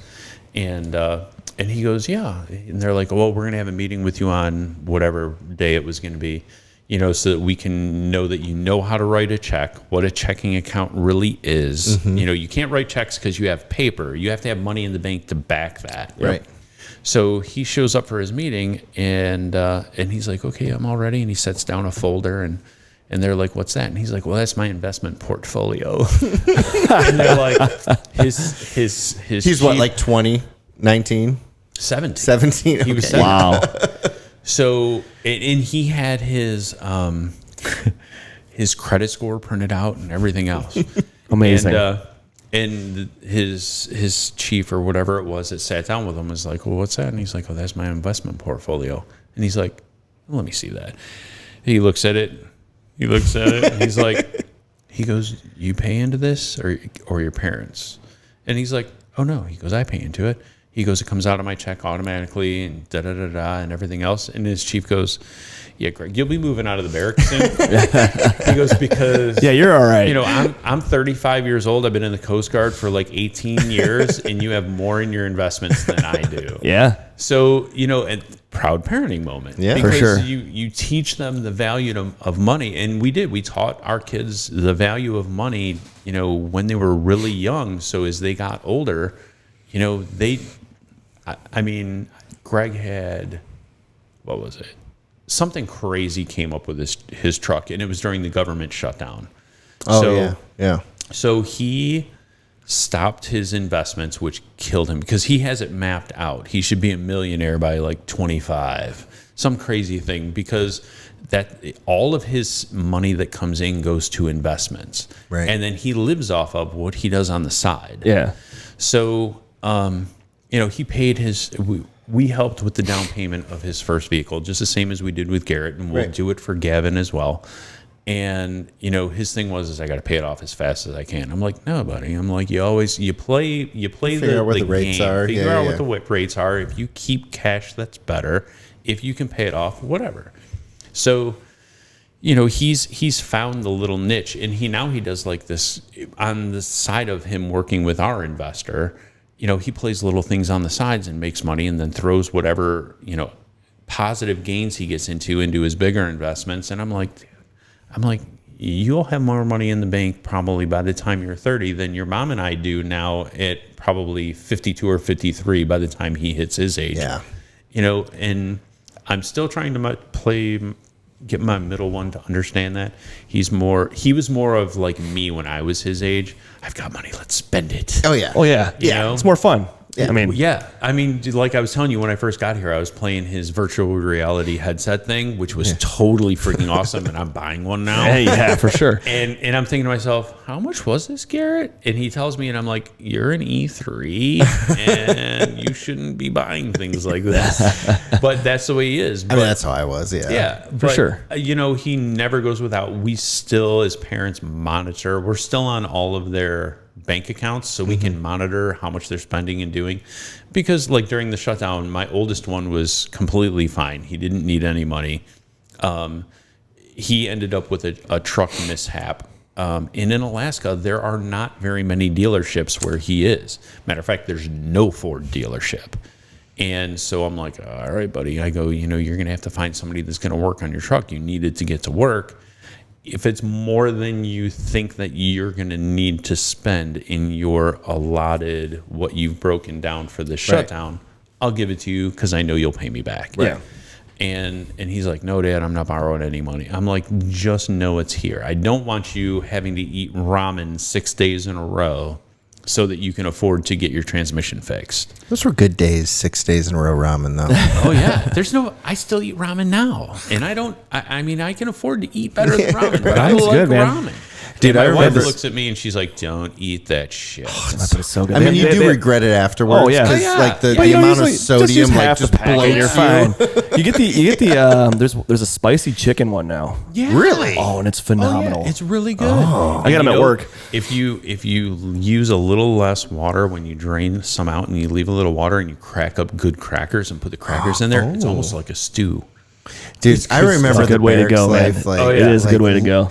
I remember we had this dude from Louisiana that we would make ramen, and he would get the seafood one, which no one ever wants the seafood ramen. Yeah. No. Like that's the bad one. Yeah. But he would get it. He would get rid of the spice packet, and he would make this like Creole like stuff from back home, and he would dude, it was so good. Yeah. And he'd have his like little hot plate where he'd like do like the little shrimps You and can stuff do that like shit that. out It in was the field, amazing. too. Oh yeah. Oh, yeah. Oh yeah. Oh, You can It's a good way only to go. eat MREs for so many days. Yeah, go with the ramen. oh, But man. like, I'm gonna have to treat my kids to some ramen. yeah, it's Yeah, what it's all they about. don't know. Oh, my kids know all about ramen. Yeah. Ramen's My not wife bad. hates me for Oh, I'm it. sure. But you've got to tell you got to teach your kids what ramen is. I mean, so it's important. Yeah. And Spam. Oh, spam. Oh, my dad loves spam. My dad It's is a Marine Corps Yeah. thing right there. Yeah, right. Bacon Michelle, wrap on the Spam. other hand, she can't even be in the house when I make it. She's just like, if you're gonna feed that to our Dude, you kids, cut it up I'm real leaving. thick and put it in the fryer with some Yeah. eggs. Oh yeah. Oh yeah. It's like yeah. Oh, Oh, man. man. See, and my kids have learned if it's a matter of not putting into your investments and eating Spam, it's okay. Yeah. But to stop your investments just so you can go out to eat at a fancy restaurant, that's not okay. Yeah, Right. and that's very plan important. for today, so what you can have in the future what you want. Because you want to set up your kids to do things right. Because Right. like there's not enough outside influence to show kids how to do these things. Like, well, for us, like when we were Well, in especially school, for us, we didn't have We the didn't have- influencers on Instagram. No, telling absolutely us, not. And you know, and in school we weren't learning that stuff. So Right. like, and then you turn 18, and they're like, you get a credit card. Well, there's a $5,000 limit on this bad boy. Oh, yeah, spend. But you don't know Spend. what the hell, like what the consequences are, because you don't know exactly how that works. what do you mean I'm paying 26% Wait a interest? minute. They have no idea. How much does this cost? Yeah, so I mean, the people hell get is and that's why you hear about all these compounding kids that were like Yeah. having all these problems when they get into college because they have those stands everywhere on the Oh, yeah. campus, and they're Oh, like, yeah. I'll just get a credit card. I have no money, so I'll just use this credit card. Yep. And that's why you hear about like these suicides and like these kids having all these issues. Their credit score takes a shit right to start Well, with, and it's like boom. Well, they're coming out of school in the hole. Oh yeah. You know Absolutely. what I mean? As soon as Like you you're get there, yeah. like, let's not even talk about student loans and things like that. Oh, yeah. Like you're in the hole just from a personal standpoint. Right. Yeah. Like, and so now your liberal arts degree that you paid, you know, your $60,000 in $70,000, debt yeah. for, that's not going to get you a real job. Right. Plus, you have another $30,000 in credit card That's debt. one of my biggest pet peeves. You know, you have all these teachers and parents like, you have to go to college, you have to get a degree, and a lot of kids really don't want to, and a lot of kids don't really even make it through their first year or two, and then they have all these bills. When we really need people going into the trades. Well, not only that, if they don't, if the college isn't for them, and then they immediately Don't they're like, pressure well, them then into it's it. like, okay, well, I'm a failure. So then like, Yeah. then they're like, okay, now I'm screwed, and then they start going down a path of just there like, are well, so there's nothing many I could jobs out there. Oh my God! If you get I into remember the trades these days, It was a couple of years ago. I saw an ad that I was going. You know, I run ads for employment and stuff like that, and I was kind of looking through, and I saw that there was a local butcher that they were paying like $70,000 a year for an a butcher, apprentice. yeah, for the. to I'm be a like, butcher. wait a minute, what? People don't know how to do that. But the shit thing is, And like, it's a lost art. it is. Yeah, There's a it lot is. of them. There's a lot People of those just jobs. don't know how to do it. There's a lot of jobs like Shit, that I where you might- could make a might go be a phenomenal living. a friend of mine, he is my really good friend that I grew up with, her younger brother. So he's probably, I think he's like my sister's age. So he's probably 5 or 6 years younger than me.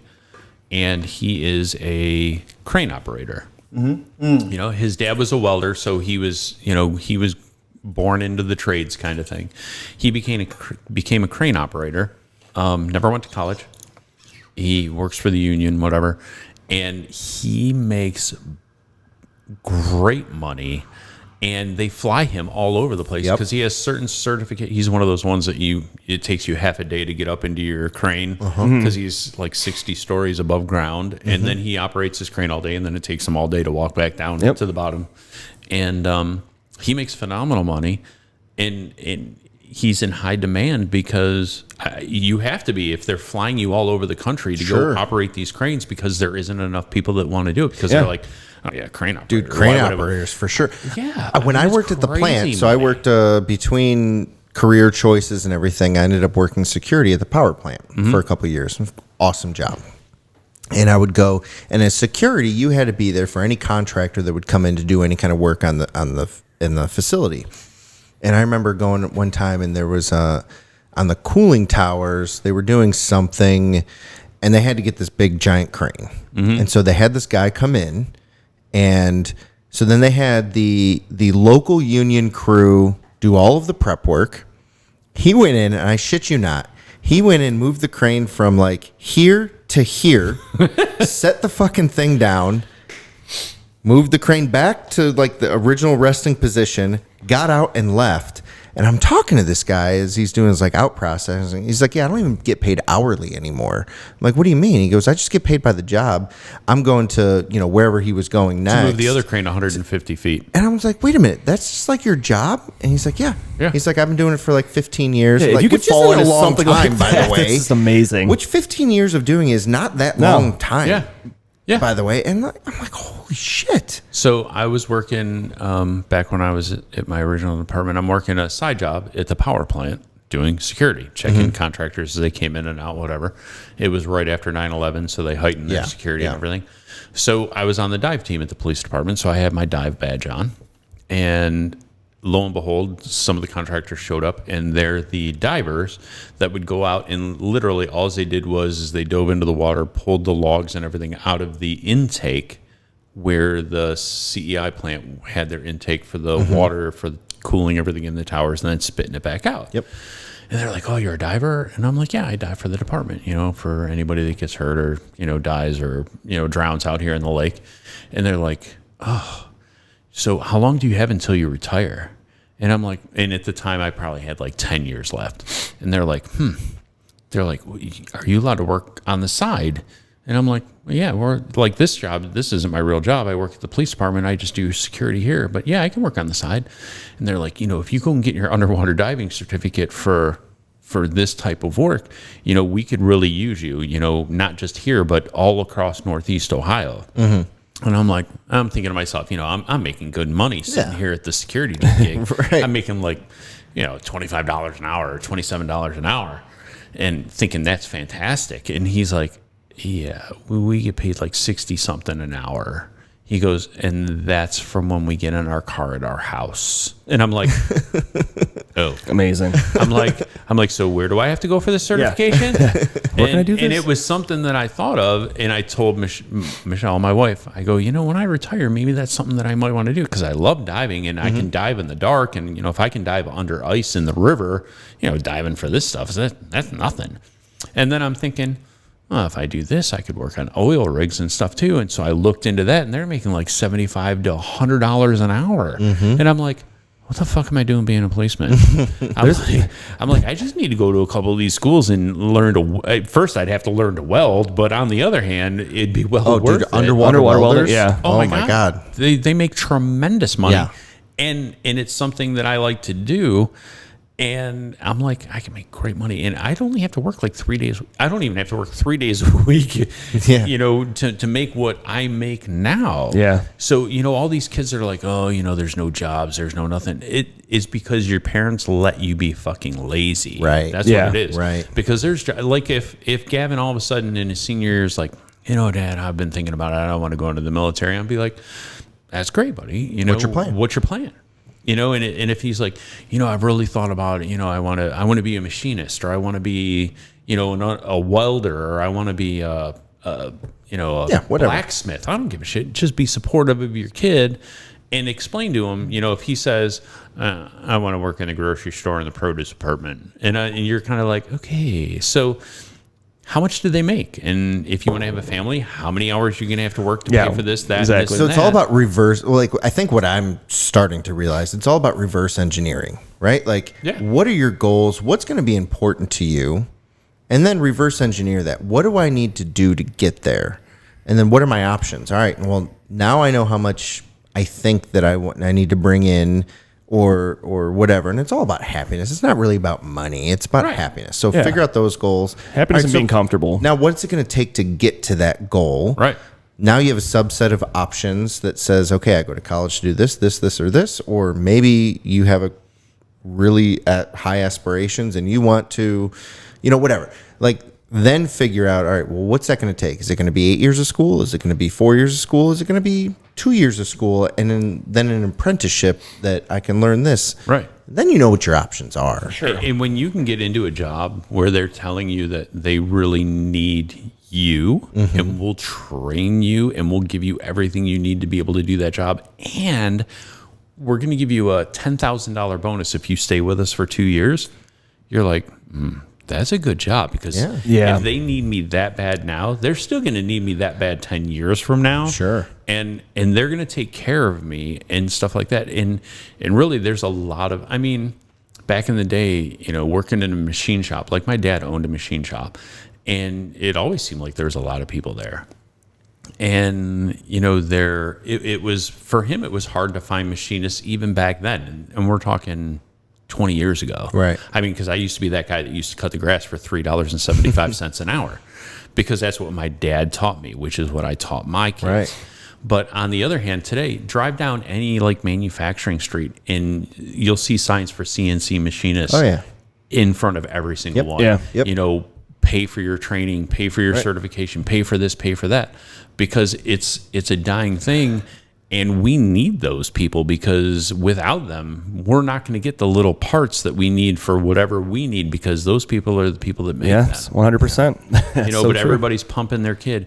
Oh, you got to go to You college. have to you do got this. to do this. And then you they're gotta all do looking, that. and they can't find a job. Yeah. And there's no available. Because once they graduate, they're like, well, you owe me a job. No, we don't owe you shit. Yeah. If you don't, We've fulfilled our commitment. And it's we pretty gave you the streamlined now, too. skills They're pumping these that kids you up asked quick. for. Yeah. Right. Just because those skills don't translate to anything, it's exactly. not my fault. No. I gave you Underwater those basket skills. weaving, that shit isn't real. That's such a Marine Corps thing. Underwater basket weaver. Oh, that's amazing. Yeah, I mean, it's completely, our society somewhat has fallen apart in the aspect of, the entire neighborhood raising a child, to nobody's raising our children, to they're being lost because they have no discipline and no direction. It just needs to somewhat snap back. Yeah, well, I think it's going to get to a point where it does snap back. It has to. Because Well, it I has think to. if it There's does, no other because choice. people are We're going to start seeing how things are, and they're like, okay, this is unacceptable. Right. Kids will start seeing this is unacceptable, and that's when it's hopefully going to drive people Right. back to that direction. so. Here's my hope. So, social media and things like that get a bad rap because it's everything that everyone wants you to see. Right? Like it's not always realistic. Well, yeah, and because Facebook takes off a lot of the things that are real that Right. they don't want you to see. Right. And to some extent, that's 100% true. What I am hoping for, though, is that, we didn't have that. No. When we were growing up, there was no Facebook, there was no Instagram or Nothing. TikTok or, all that kind of shit mean, that's going on now. I remember in my generation, there weren't even cell phones. Right. Cell phones didn't come out until I was already in my second or third year on my first police department. I got a cell phone the day my parents brought me you might actually remember this. My parents brought me a cell phone when I graduated at Paris Island. I was there. You were there. I was there. Shout out. That's pretty cool, Yeah, actually. that's awesome. He was at my graduation. Yes. Yeah. And I also picked you up from your MOS school At with your dad. Fort Leonard Wood, Missouri. Yes, in Missouri. Yep, I Me and remember your that dad too. drove down to get Yeah, you. very cool stuff. But no, I think we didn't have what we had to look up to was either older siblings or parents or family friends that did a certain job, and we said, "Oh, okay, you can make a living doing that." Mm-hmm. You had actors and things like that, but you were getting that off of the TV or whatever. I mean, even in our case, the internet wasn't that crazy to where There wasn't much there.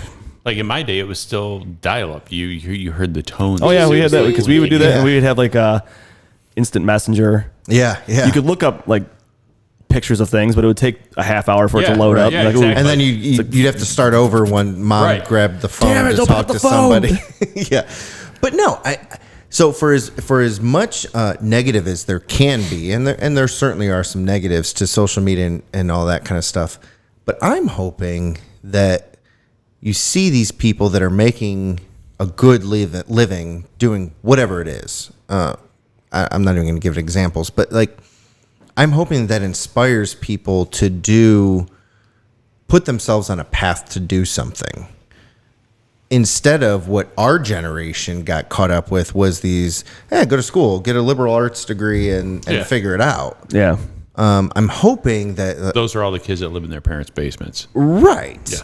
So I'm hoping that that's what happens, is that like my kids will see, oh, well, if I really excel at flipping houses or whatever, because I mean, there are accounts positives out there that people show, like, for sure, they're doing cool shit, like they're pulling up in their huge F-350 or whatever. There are a lot of pages like that where you could find stuff like that. Like I follow like the lineman pages, like all the electrician stuff and stuff, like, as I do for work. So I follow a lot of that stuff, and it shows you how amazing some of the stuff these guys do, and like how much they love doing it. Like, and those guys get paid a shit ton of money too. Yeah. But the problem too is like you'd have to search very deep to find something when we were younger. Like, so everything's like right there at your fingertips. Like the negative stuff too, which a problem with our society now is like you see a lot of terrible things on the internet. Sure, it's very easy to find. Oh yeah. So a lot of people are desensitized to a lot of things that go on too. So like that's what's scary with some of those things. But you could find positives on the other side. And I explained this to my mom, actually, literally. It was a couple days ago. I was talking to her. She's like, "Well, no, I got off of Facebook and stuff like that." I'm like, "Okay, it's your choice. That's fine." Yeah. She's like, "Well, I just can't handle all the negativity." And I'm like, "Look, remember, social media exposes you. It doesn't influence you. And if you think about it that way, it's 100% true. The people that you choose to follow, the accounts that you choose to follow, are your choice for sure. So if you want to follow those people that are constantly bitching about whatever and making an argument that this sucks and all that, that's your choice, but that's what you're going to see every day. You could choose to follow the right stuff. I follow some inspirational stuff, and I make sure that I'm connected to people that are doing positive things, and it's good for me. Do I spend more time on it than I should? Probably. But at least when I'm doing that, that's my outlet. It is easy to find that negative stuff. Oh, it's super and it's right there all the time. So it's like, you want to try to get that out of there. You want to unfollow those type of things. You don't want to hear, because it really brings you down. Because then you're like, oh my God, everything sucks. And when you get to that aspect of everything sucks and look at how terrible everything is, and you health wise will start to take a freaking pitfall for sure. Because your emotions drive how your body reacts, not only to what you're seeing, but then how you feel, which then, the more negativity you bring into you, the more your frequency goes down and the more susceptible you are to illness and everything else. Yeah, for sure. That is very true. And that goes on to what you do with the health aspect, like your other job. My other side. Yeah, because stress and anxiety. And you could get that if you decide to follow that type of stuff on Instagram or what have you. That stress could kill you. It could lead to stress is the number one killer. People think, it's tobacco or it's cancer or it's stress. I mean, if you let your body fall into all those negative ways, you're setting yourself up for disaster, illness, and it's no good. Yeah. Yeah, so talk a little bit more about wellness traditions. So that's a good transition into, and I think that's a really cool, I guess, part of what you and Michelle do, not only in the community, but then just for people in general, that I'm kind of excited to learn more about. So about 16 years ago, Michelle got into the more healthy way of life. Since then, she has gotten her doctorate in natural health. Okay. Naturopathy. Naturopathy. Okay. Naturopathy. It's something like that. She'll correct me later, I'm sure. Yeah. So she's a voodoo doctor. She's the voodoo doctor. So at least that's what your dad calls her. But yeah, I mean, it's people that want to look at creating a healthier way of life outside of like medication. Okay. Your liver shouldn't have to process everything that your doctor feeds you because you have toenail fungus, or I I mean, there's super crazy things. Like a lot of people do not know that your body depletes, and I'm going to throw out my medical disclaimer now. I'm not a doctor. My wife might be, but I am not. So I can make mistakes. Yeah. So like as we get older, your body starts to burn up minerals and things that you were given at birth and that you at that point in time you were maxed out on. It's a finite amount of. Yes. I mean, you have everything to lead a perfect lifestyle for the rest of your natural born life if you take care of everything that you have. But as we're growing up, we all decide McDonald's is good and, vegetables are bad and all that stuff. And bourbon's good. We're just going to go with that. Yeah, it's fine. Michelle I like disputed our fact, but we're going to say gonna that there's go with health. There's like grain. You're and shit close in there. enough to a doctor. Yeah. I'm gonna Yeah, and say- you said that, I'm good. Yeah. Cheers. So anyway, so as you get older, these minerals and things within your body start to deplete because you're not replenishing them the way that you should. And some things that we do really depletes things quickly that we probably shouldn't do, and we don't think about rebuilding. Which starts you on, the path of osteoporosis, which, Billy that was here earlier, OsteoStrong, stuff like that. Yep. There are things that you can do, but if you don't take the time to assist yourself in doing them, you're really not helping yourself live that long life so you can see not only your children, but their children and maybe even their children. Right. Yeah. Right. I've started to come full circle of where I used to use my body in many different shapes and forms, jumping out of airplanes and everything else. With Michelle getting her doctorate, I started to learn a lot about health and got to the point to where when I retired, I became, a massage therapist because that was my transition from helping people in one way to a new way. Michelle is she also does massage therapy. But she is more in the health aspect of things, proper diet, what you can use in lieu of traditional medications, things like that. So at the Wellness Center, we meet people where they are and try to show them the potential for where they could be, whether it be through nutrition, whether it be through, essential oils, whether it's through mineral replacement, our hyperbaric oxygen chamber, our salt meditation room. There's our sauna, detoxification to get, impurities out of your body, or a foot detox where we're pulling, heavy metals out of your system through your feet so that, your body has a better, replenishment time. There's tons of different things. She does many different classes that are free to the community because she feels that, much like me, if I have this knowledge and I don't give it to other people, it's wrong of me, and it's not what we were put here to do. We're here to make everyone better. It's not all about money. It's, Michelle and I, we are very fortunate. We invested well. I had a very good career that pays a pretty good pension. We're very secure in the situation we are. So now it's time that we want to give back.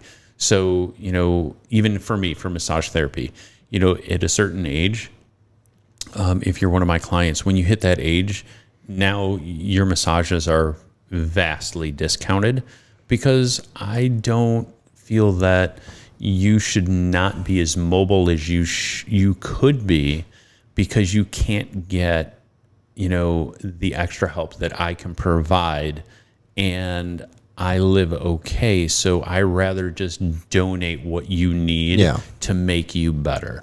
Because them living a happy, healthy life and being more mobile and able to bend down to pick something up is happiness to me. So it's the same as money. Yeah. When I have a client that's 65, 70 years old and they leave and they're like, oh my gosh, I can feel my toes, or my shoulders aren't as tight as they were, and I feel like I can put my hand over my head.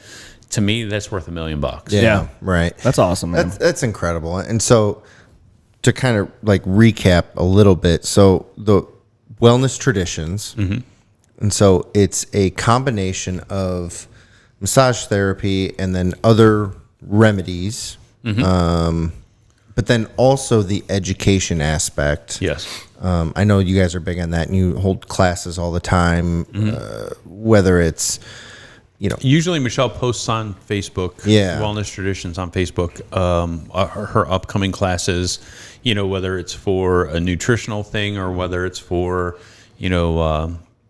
things to assist in, and I have to use my words somewhat properly, whether it's to assist you in a more healthy lifestyle for like allergy relief, for, sinus type stuff, for gout, a lot of different things.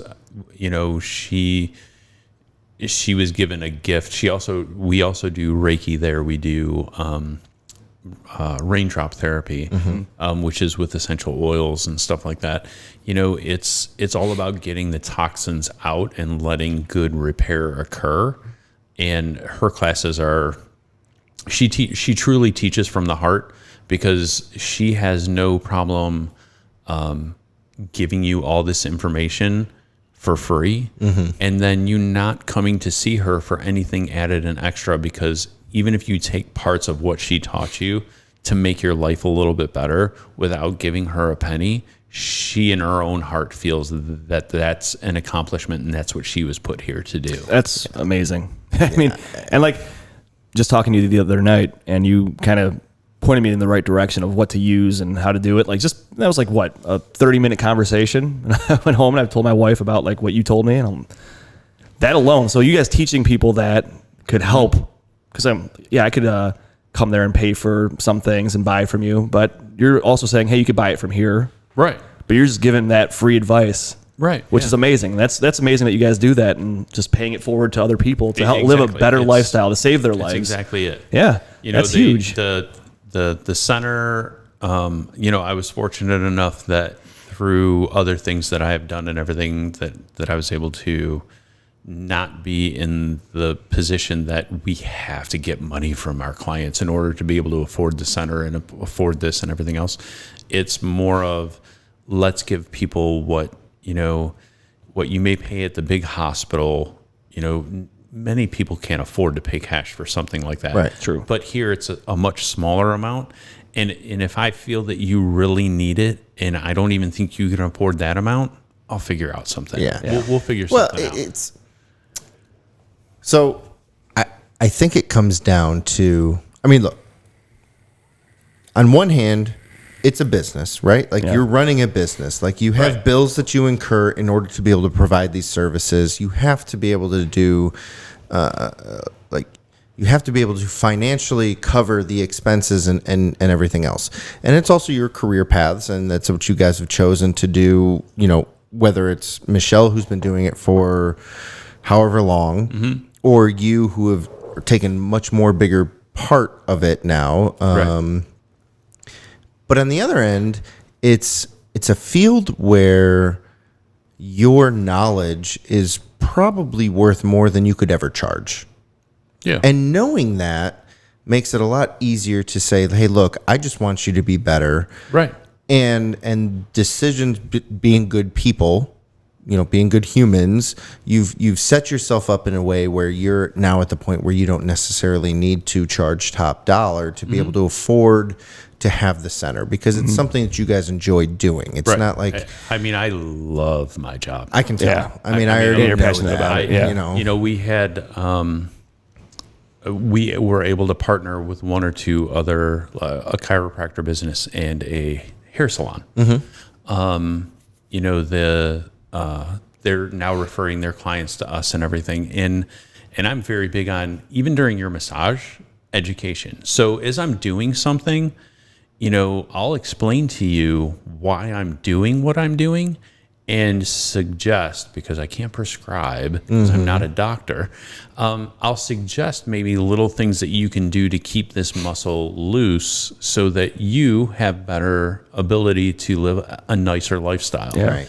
And people are like, I've had hundreds of massages before, and none of those people ever told me that, if I did something as simple as this, I wouldn't have this issue, or it wouldn't be as bad as it is now. And I'm like, well, shame on them. Don't just feel that you have to come to me just to make it feel better for the next couple of days, when I can make it feel better now and tell you that if you were to maybe do this stretch or maybe do this little change or something along these lines can make you feel better permanently or in a longer span. So instead of you seeing me every week, you can see me every month, or maybe just come to me every 6 weeks, and it's more for enjoyment than anything else. I was going to say the dirty secret, and this is probably true in most industries. The dirty secret is you do nice things for people and they come back to you. Yeah. And It really is. Whether they need to or not, or they refer people. You know what? And that is super true, because for all of my business, so far I've had in my lifetime, besides being a policeman, I've had 4 businesses. And I've never advertised in any of my businesses. Referral has always been what's driven my businesses to be pretty successful, to put me to the points that I am now. And I feel that doing the same thing, like for the Wellness Center, we really don't have, we're on Facebook, but everybody's on Facebook. Sure. I don't pay for stuff. We don't pay for boosts. Well, but even on Facebook, I've noticed you guys are more about disseminating information than you are advertising. Yeah, You're not I really... don't. Yeah, I mean, once in a while, I'll And look, advertising isn't a dirty thing, but if you don't need to do it, why would you do it? And it's, if you treat your customer right and you do for them what you are expected to do, and maybe a little bit more, and educate them while you're doing that, they will push you on to 3 more friends, which, I'm at the point now that, I'm booking weeks out. And when somebody calls and they're like, I'd really like to see you this week, it almost, and I do it, it's hard for me to say, I'm full this week, I'll see you 2 weeks from now. I'll be like, okay, well, I know the center closes at 5, but I'll see you at 6, right. Because I want to, they're telling me I could barely lift my arm over my head. And I'm like, I couldn't live like that. That's what kind of guy you are. So, I tell Michelle, hey, don't count on me for dinner. Just leave me something in a little side dish or something, because I have a late client today. And she knows that I'm doing it not for the monetary value of it, right, because somebody needs my help. And I'm not one of those people that can say, all right, well, you can wait 2 weeks for me to see you. So it doesn't matter the business. What matters is you treat people right, and you're genuinely passionate about what you're doing. Then the spoils come as a byproduct. Yeah. Yep. I mean, like Michelle and I were going. Well, it was supposed to be a vacation with me, Michelle, and my son. Next week, we blocked off this week. We were supposed to go to Canada on a family fishing trip. Well, Canada's closed. Right. So we're not going. So we're like, listen, we didn't put anybody on our schedule. Let's still try and do something. So when my son decided he wanted to play football this year, which Michelle's like, oh my God, kids smashing their heads together. What am I thinking? I had to get her past that. Yeah. I told him, listen, I will support you. I will defend you against mom when she says this is not a good idea. Mm-hmm. I go, I understand you really want to play. I go, but I will back you if you go in 100%. I go, I'm not going to back you if I'm not going to go to practice today. I'd rather go out with my friends or what. I go, you go in 100%, I'll go in 100%, because this is going to be a big thing. Your older 2 brothers never got to play sports because mom was like, brain trauma, this and that. Let's not break a limb. I brought you into this world unscathed. I'm not going to let you swing yourself while I'm still in control. So he's like, okay. So something came up a couple weeks ago, and he ended up missing a practice. So you know how the coaches are. He's like, oh, you're going to move to second string because your buddy was here and he filled your spot and he did a pretty good job. And I'm thinking to myself, I've seen the other kids on this team. No one's as big as my kid. and he's like, all right, I'm not missing any more practices. I'm like, good decision. Yeah. Well, it kind of shot me in the freaking foot. So here comes vacation. I'm like, hey, Gav, we're going to take off on Friday. We'll be gone to the following Sunday. And he's like, Dad, I got football. And I'm like, yeah, you're just going to miss a week.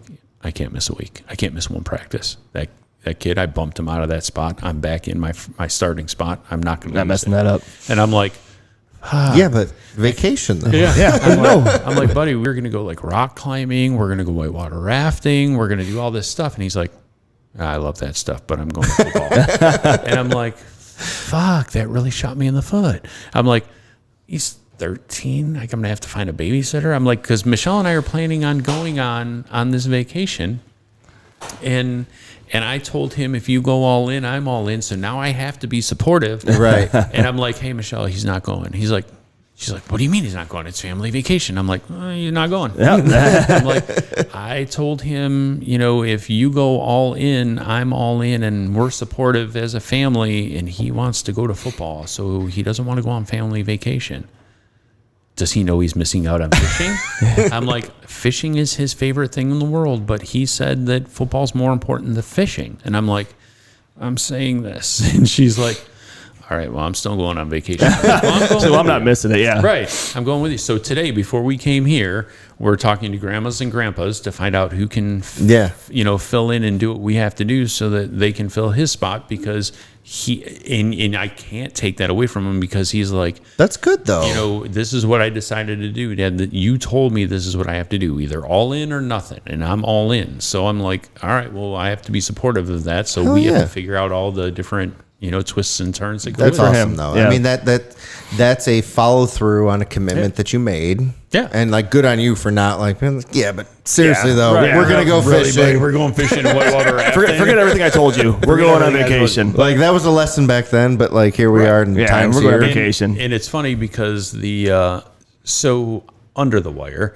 some of the kids, that play on the team and stuff, they know what Michelle and I do. Mm-hmm. So whether it's the hyperbaric chamber or it's some massage, whatever it is, I said, listen, as long as your parents are willing to sign your things, I'm not asking your parents for any money. I'm going to try and keep you in top physical shape. You guys come up after practice, form a freaking line. You get 15 minutes each, whatever body part's hurting you today. We're doing it once a week, not like after every practice. Yeah. But I'll help you guys out so that you don't get hurt. I don't want you pulling shit because, your muscles are so swollen and everything else. I go, I will donate back to you guys, because this is, in ninth grade, this is your dream. I know everything. Right. I'm not going to charge your parents a penny. You come in. If I think you need the chamber, I'll throw you in the chamber. If you need massage on legs or arms or back or whatever, we'll hit it.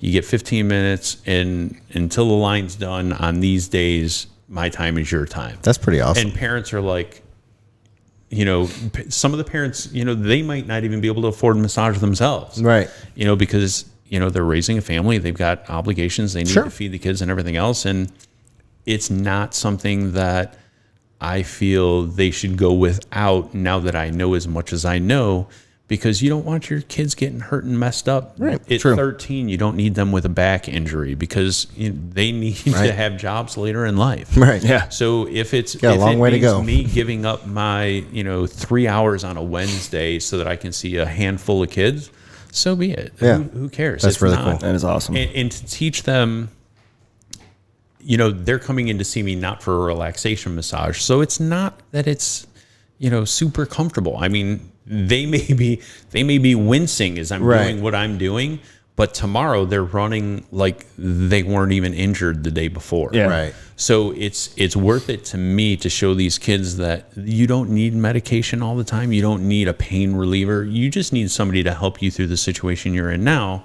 And it's worth giving back, because if they start taking care of themselves now with alternative methods instead of medicine, fantastic, because we'll have a lot less kids that are abusing medication later in life, because they know that there's alternatives to what they can use to supplement a healthy lifestyle.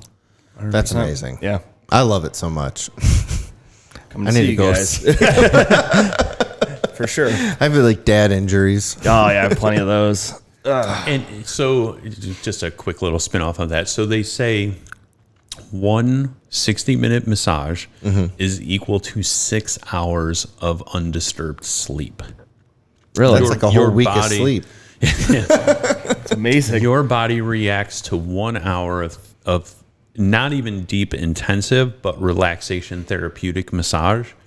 1 hour is equal to 6 hours of sleep. Wow. So not saying that you need that every single week, but if you were to implement that into, say, every 2 weeks, 3 weeks, or even once a month at most, your body is able to regenerate and revive itself for 6 solid hours of good sleep just by, 1 hour of therapeutic massage. So, like a lot of businesses pay us to come in to do chair massage, like a 10-minute chair massage for their client or for their employees, on a certain day of the month or 2 days during the month. And in that 10 minutes, they're able to recuperate what like they had like a hour and a half cat nap.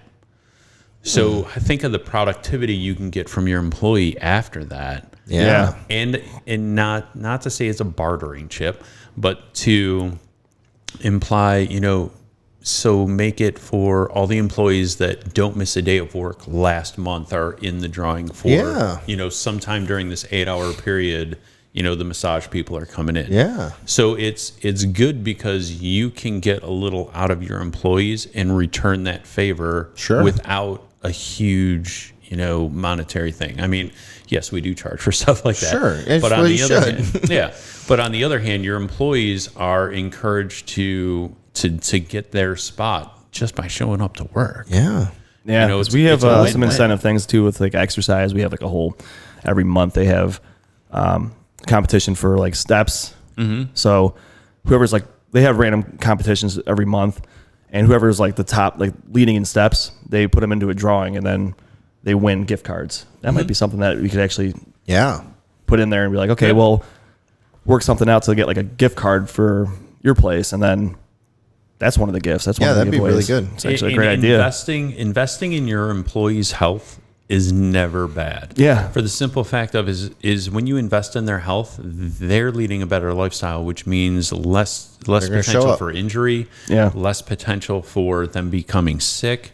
Just by walking into our office, we pump so much thieves into the air in our center that it's clearing the contaminants and all the bad crap out of your lungs and everything else, that just stepping foot and not receiving any service is a positive to you without you as really soon as you walk even in there, knowing it. Right. In all of our tables, instead of just having table warmers that just conduct electrical heat, which is not that fantastic for you anyway, we have biomats, which are infrared heat, which actually is detoxing and good in repair for muscle tissue and organ tissue and stuff like that.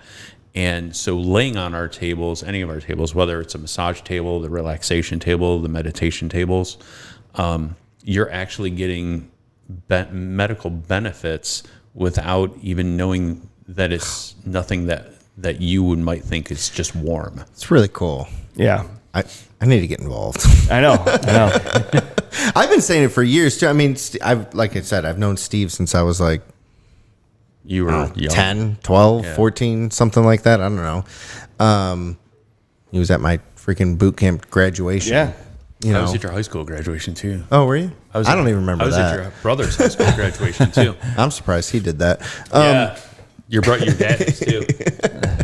No, I mean, that's super cool. I think it's amazing what you guys are doing, not only from an entrepreneurial standpoint of doing this service and providing a benefit to the community, but then also from being a dad, like understanding this knowledge and you did a whole career as a policeman, and then while you were in it, you figured some stuff out and started to learn some stuff, and now you're basically starting a whole nother career.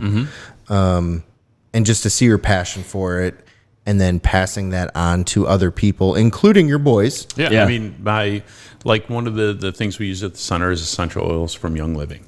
Michelle, when doing her doctorate, she tons of research into all the current essential oil companies that are out there.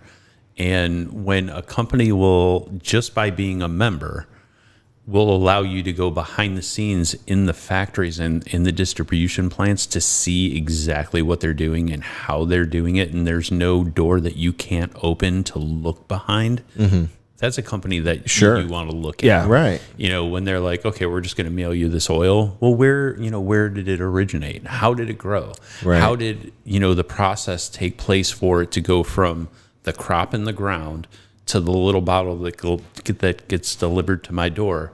I want to see all those steps and the other companies are like, well, we just buy our oil off the market and throw our label on it.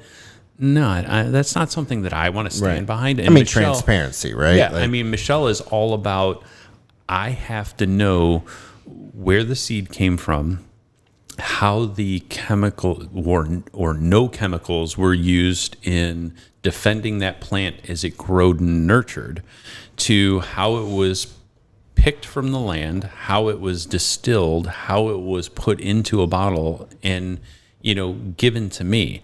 She needed to know that process in her own mind before she'll apply it to someone that she doesn't even know's body, or say it's okay for you to ingest. yeah, You know what I mean? That's just called quality. Yeah. Yes. Right? And That's she called is- quality assurance for the product and or service Yeah. that you're, and that's incredible because not everyone does that. No. Right. I mean, I could go buy 20 bottles at the end of, say, some grocery store's, aisle that says lavender on it. Here, lather this all over your face before you go to sleep. You'll sleep great. No, I'm not going to ask you to put, because remember, anything you put on your skin transfers into the dermis of your body and into your blood and into your body. And if I don't know where it came from or what they're using or what they're diluting it with, you can As a end up- consumer, I don't care that, Yeah, it's, so that it's- you didn't manufacture Yeah, it. exactly. It's your fault. You gave it to me. Exactly. So I wanted to be sure, like, we've been to some of their processing facilities around the world, and we've gotten to go behind the scenes, see how it's distilled, see how it's bottled, see how Yeah, you it's- guys went it's to like processed. Croatia, right? Croatia. Yeah. Yeah, I saw the crops and everything. Yeah, That's I mean, amazing. we actually planted. So we planted lavender plants in Utah. We've planted helichrysum plants in Croatia. That in some day, maybe a year from now or 5 years from now, may actually be someone's medicine to make them better. That's amazing. We feel that we've made a minute little change in someone's life somewhere down the line because we planted that Yeah, plant. that's a pretty amazing feeling. Yeah. And I'm sure Young Living is like, yeah, it's like free labor for us. We invite all sure. these people. Yeah, and they yeah, plant all right, these right. plants. It's a win-win. But on the other hand, it's funny because people will be like, well, Young Living, that's like the most expensive oil out there. There's a reason for that. There's a reason for that because, they only use their plant one time in the distillation process. So you get 100% of its potency. Right. And, they try to keep the costs down instead of buying, fertilizers and chemicals and weed control. They use the spoils from the distilled water to distill that actual plant as their fertilizer and, their weed control and pest control. So they reuse what normal companies would just throw out. Right. Yeah. And trying to keep the cost down. And there's no marketing with Young Living. You'll never find Young Living products being sold at the end of the aisle at Mark's. You'll never see advertisements for Young Living unless you're a Young Living distributor, because their philosophy is once you find that their oil is, as pure as it can be, and it really does do what they're telling you it may help you with in your world, in your life, in your body, that you'll pay the little bit of extra that it costs because it's giving you what you really want. I mean, that's no different than any other product ever. Right. Is When you have a find solid something that product, works yes. and that you're happy with, you're stick and with it. you're, they're socially responsible. Whatever is important to you, you figure out what's important to you, and if it's a good product, you will pay Right. So 2 times, absolutely. 5 times, whatever. the other day when we tried doing our part 1 of this part 2 Right, series, right. I showed you I had just gotten bit by a brown recluse Oh spider. yeah, that's right. And I told you that I applied basil to the bite. So I'm going to show you right now what it Yeah, looks let's see what this looks like. now. Yeah, 2 days later. I was So going to this ask would be you 2 about days it. later. It's still a little gross, but Oh my god. It looks It's amazing, 'cause- it looks like it was a pimple. Yeah, now. like So- you and like what you said about the Two- last time you got bit that was by a lot one. bigger. yeah, I mean, I lost a huge, over a ping pong ball size of flesh the last time I got bit, which was many years ago, which was, Michelle was into oils then. I wasn't so sure at the time. I still thought it was voodoo. Right. But now, I started from, by the time I got my kayak back to shore, I started putting, basil on the bite, and now, I mean, I got bit Wednesday. Okay. So today is Sunday, and now it looks like a pimple. It looked Yeah, that's what it looked like. It looked like there was a pimple that you scratched And off or two something. days ago, it was a big, huge was- white. it was looking, big. Yeah, it looked nasty. And I was like, shit, I'm going to lose another chunk of skin. But religiously, probably 3 times a day, I've been putting 1 drop of basil on and rubbing it in. And now it looks like a pimple, and I'll continue to do that for the next couple of days because I don't think I'm going to lose any flesh this time. That's great. Yeah, and then you And had I mentioned never the got last time sick. too. You didn't get how bad you were the last time that happened, like on your ankle. Yeah. You said you were sick for days. You couldn't even, Yeah, no like- relief, and like just 3 days I was sick, puking, other non very nice expelling from Yeah, my exactly. body. I did not feel good. I felt like I got ran over then- by a truck, and I have not had one symptom. so you were here on Friday and you were just hanging out. We had Yeah, some you were bourbon. fine. Yeah. Yeah. It's amazing. That's crazy. proof enough for me, right? I Right. mean, and I then mean, like and again, though, it's one of those things where, like, I know that there's benefits out there. Like, I have one of my directors that she's really into her essential oils, and let's say I go into the office and I'm like, "Hey, Katie, how you doing?" And she's like, "Oh, I'm good." And she's like, "You sound kind of stuffed up." I'm like, "Yeah, I got a little sinus thing going on." She goes, "Oh, here," and she'll give me whatever. I don't even know Right. what it is, but I'm like, You "Okay, have fine." faith, you have faith in you. And go then with I it. am, though. Like, by the time I'm like, I leave her office, I'm like, oh, I Yeah. can breathe, And then I still kind of write it off as whatever. yeah. It's gotta be true then, temporary. yeah. It's But still, whatever. but it works. then I So- never have it again. so I was going to buy allergy medicine. right, Yeah. right. That'll last you a few hours. And I've Then always you gotta, been then the you guy. gotta take another pill. I've always been the guy, like, especially after I got out of the Marine Corps. Like, when you're in the service, they put you in this, like, cattle line where they just, like, prod you with Inoculate different... you with everything. Right. Oh, and yeah. you don't know what it is. You don't have choice. You could be dying, but Motrin is the ultimate. Motrin and water. Motrin Yeah. and water is like it can cure heart attacks, seizures. Yeah, brain- appendages missing. Yeah, all those. You could lose all a those- limb, and Motrin Right. it's and all water Motrin. will do it. Yeah, but so like as I'm older and probably more stress than I've ever had in my life, and probably less sleep now, and all this kind of stuff involved, I'm like, okay, I need to get on a better regimen. Like, For sure. I started training for this run, and so now not only do I have like my normal stress and my normal amount of exhaustion, now I'm like physically more tired. Yeah. And I know that I need to do some more of this stuff. So I haven't seen you in my oxygen chamber. I should go to that. Should go You to should. it. You know, And- the first visit's free. Okay. Yeah. Enough said. So I mean, it's like right. you said though. Like instead of pumping need all the to do medicine it. in your body, like you don't even know what's in. I'm still very A lot good of it. about I don't take medicine. Yeah, but a lot of people do, try and then not there's a healthier alternative for it, and that's Yeah. important because as we get older, who knows what kind of chemicals we've been pumping into Yeah, ourselves I mean- this But whole I'm time. also So the dumbass that like I know that I have like a sinus infection, and rather than go find an alternative method or A neti pot with silver, you mean? yeah, maybe Yeah. that. Method? Yeah. But I won't even go to the doctor. I'll just like fight through it. And something that I could probably have cleared up in like a day. couple days or a day. day. I'll fight through it for 3 weeks and be like, see, I told you I didn't need anything. Well, Right. so Yeah. the man in Well, you yeah. too, right? yeah, right, exactly. So I'm fine. So your body is actually designed by birth, by God. Your body is designed to naturally heal itself. That's why when you get a cut on your arm, it seals up and it heals. Okay?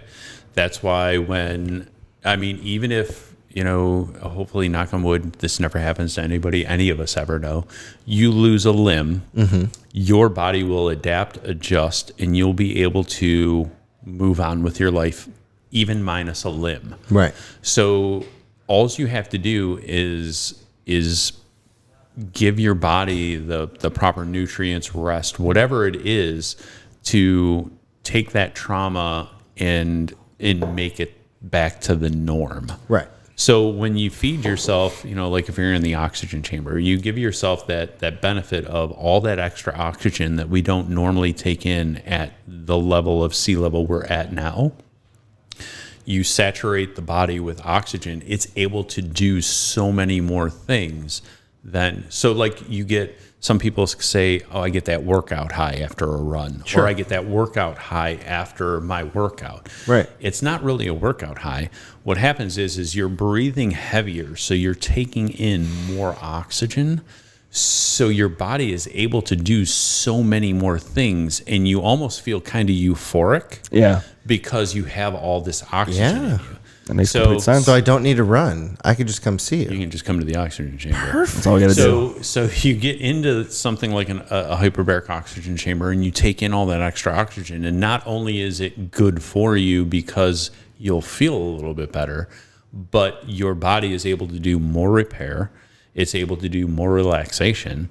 It's able to boost, like white blood cells, stuff like that. Things that your oxygen creates within your body, but instead of taking it in smaller doses here at sea level, you're taking it in much bigger doses. Because not only are you breathing it in under pressure, your skin and your organs are saturated with it because it's permeating through your pores. Just like when you drop water onto your forearm, say, it doesn't, if you're standing in the sun, it can evaporate. But what's happening is your pores are opening and taking that water into your body. Perfect example is like go swimming. Yeah. I go swimming. It's amazing how good I feel later on. Because your body's completely hydrated. It's completely hydrated. And I always, I look at, when I go swimming, my buddy's got a pool that I take the kids to sometimes, and I'll get out of it and, whatever. It'll be like a day later, and I'm like, what the fuck are my nails so long for? Or why am, I don't have any dry skin. And I'm like, oh, well, I was just in water for a few hours with the kids. That makes sense.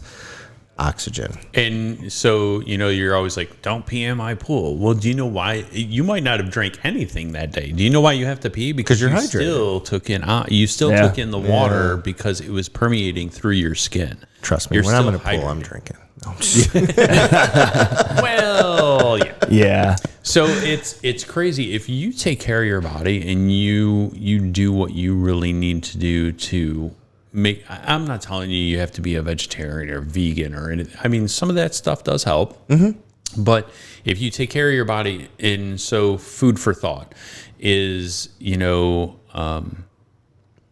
take in 2/3 of vegetables to 1/3 of meat. Now, I'm a big meat eater, so that means I got to eat a lot of freaking vegetables. A lot of vegetables needed. So if you keep those averages, you will lead a little bit healthier lifestyle. And so one of the things and that is means a cleanse. So restart your body, say seasonally, spring, summer, fall, okay? Or say summer, fall, winter.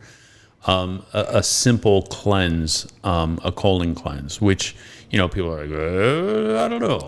So you can do something as simple as, there's one that Michelle suggests, because she can't prescribe. right. Yeah. Suggests that it's the most of it is grapefruit juice, sea salt, and at the very end you got to down a little glass of it's a high grade vegetable oil. Vegetable oil? Yes. And it really, I'm like, oh, I'm not doing that. I'm not doing I that. like grapefruit. I like sea salt. So it literally takes a day, but it's called a day and a half cleanse. So you wake up in the morning, you don't eat anything, you do all these glasses of grapefruit juice and olive oil and all this stuff, and then by that night, it's pretty much over. But you're from 3/4 of the way through to the end, you're in the bathroom, so don't go anywhere. Yeah. So you got to be at home that whole day. But literally, there is shit that will come out of your system that you were like, holy crap, that was in me. And it's pretty crazy. I believe it. But I'll tell you what, until you start screwing it up with cheeseburgers later, your sleep and your appetite, the taste in your mouth, like when you eat something, is like refined. It's like a total body reset. Okay. And now remember, I'm coming I from. wonder if we could taste bourbon better. Oh yeah, think so. everything. Before we do a So review. I mean, I'm coming from the very, hardcore Marine Corps background, Yeah. law enforcement background, alpha male background, and it's non-intrusive to you. There's nothing going in certain places that you don't want things to go. Good. I mean, you're just basically drinking a Right. fluid that cleans your intestinal tract and your liver, and it definitely 100% turns on your taste buds, makes you feel better, you sleep better, you have more energy. In just, I like all those just things. in a 1 day, That's out all of it takes. 365 days, if you even just do it once a year, it can do nothing but benefit you. Plus, since you've cleaned out that intestinal tract and your liver and your gallbladder and everything else, as you eat the foods that you're going to eat, hopefully you eat a little bit healthier Right. for a Yeah. week or two or forever after that. It improves your digestion, because think of it this way. Think of let's go way out there, a sewer. Okay. So you think of all the people that put fat contents and crap and everything in the sewer that used to be 6 inches Is now like 3 like inches. 3 inches. Yeah. Yeah. So what this does is it kind of loosens everything up, breaks it away from the walls of your digestive system, and flushes it out. So now when you eat something, you actually are getting all the benefits from the healthy food that Well, your you eat. body's just going to be super efficient at processing You it. got it. So it's going to process the good things that you eat, because Doing it. if you ate for shit for the last 10 years and then you're like, I'm going to eat healthy from now on. Okay. That residual shit in your intestines and your liver and your kidneys and your gallbladder and everything else, that's all still there. Right. So all You the gotta get it out of healthy there. stuff that you're eating is passing right through, but those nutrients Still are good, not being but- absorbed. Yes. Your nutrients are not being absorbed into the walls of your intestines and your liver and your pancreas and your gallbladder and everything else. So yes, you are eating good, and yes, you will have more frequent visits to the restroom. You're not getting the proper nutrients like the iron, the potassium, all the good stuff in the food that you think you're eating. You're not getting all those benefits until you Right. flush all the Right. bad stuff out. Trust me, I'm not telling you need to do No, but I mean, that's 30-day great advice, cleanse though. or No, whatever. right. But a simple cleanse, like I just did one like 2 months ago. And like I said, I like to eat meat. I like my ribs. I like pork is the worst thing for you to eat, but I like my ribs. I like my pork. I like my beef, and I try to eat it in moderation of my Right, little sure. 1 to 3 ratio. But it does me no benefit to eat healthy if I don't get all the crap out first. Gotcha. Because you're not getting the nutrients to rebuild all the minerals that we're depleting as we get older. Makes sense. I feel so smart right now. Well, it's And funny. now even, the key is to the go crazy do thing something about it. Yeah, is it's if just I do it. gave you a little bit of I know. knowledge, Michelle is 10 times That's why the we need to knowledge go- I'm able to give you. Well, I know that Michelle's That's why we way need to go- smarter than me. we need to go to her class. And it's like I said, from the little bit we talked about it on Friday, I went home and I was excited about it. Yeah. Liz is sleeping, and I'm like sitting at the end of the bed just telling her all this stuff. She's like, okay, She's we like, talk "Yeah, about this tomorrow. Shut up. I'm like, hey, man, this is awesome. I'm like, I need to get it off my mind now. Right. Get it off my chest now because I don't forget. You tomorrow, Yeah. or for you to tell me tomorrow what I want to tell you now. Yeah. So it's like just that kind of stuff. It's so important, and I'm dying to do it. I'm Yeah. in. I'm- We should. I mean, and then we should do the cleanse before we do a bourbon review too, because I want to taste the bourbon a lot better too.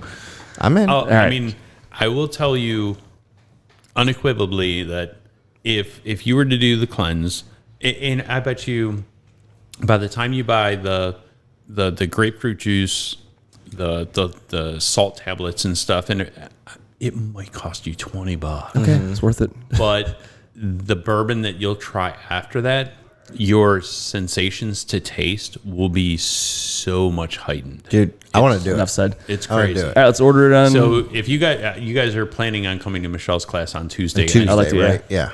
I will make sure that she has for you the printout for that All right. cleanse, so you guys can try it, and then before your next bourbon review, and see what the difference is. Okay. It's I'm all in. I'm all about experiment. All right, no, Yeah, I'm in. 100%. I'm in. 100%. I like it. Well, I think he nailed about 5 proud dad moments Oh yeah. and Yeah, a we lot got of dad hacks hacks. and proud dad moments and all that kind of stuff. Steve, why don't you do this? Why don't you give us your guys's how do you get a hold of you? So the easiest way, actually, Sanjay, Oh. who just walked by a few minutes Yeah. ago, is finishing the development of our new website. But on Facebook, it's just Wellness Traditions. We'll put a link out and to you'll that. see my face, and you'll see Michelle's face on there. I think it's our face together, actually, right here in Eastlake. Yep. The our phone numbers and emails are on there. But yeah, I mean, we're at the point in our lives where we're trying to give back to others. Yeah. Whether it be through, massage therapy or better eating habits or education on how to better yourself, not drowning yourself in your liver in medications. Right. Alternate ways to make yourself better and live longer and enjoy your time here on the earth. Reach out to us. And, sometimes I even say to Michelle, you just did an hour visit on the phone, But Right. that's the way she is. Yeah. If she knows that there's no way that you can come in to see her, I mean, she has clients from Canada that travel in to see her for her Reiki. It's amazing. I mean, it's her Reiki session is so eye opening to people that they tell her, and I hear because I'm in my office off the side of the waiting room. Right. People will say things like, you've changed my life. I didn't ever imagine that I could think the way that I'm thinking right now in the information you've given me to move on in life is hopefully so dramatically changing that I can't wait to see you the next time. That's what fulfills That's us amazing. now. I mean, that's like payment to us. Sure. I get that. And she had one client that used to come in to see her from Canada. She has a handful of clients to come in now because that one person has told friends, and now they cross the border to come to Ohio, to Eastlake, to come visit Michelle because they're like, you have to see this lady.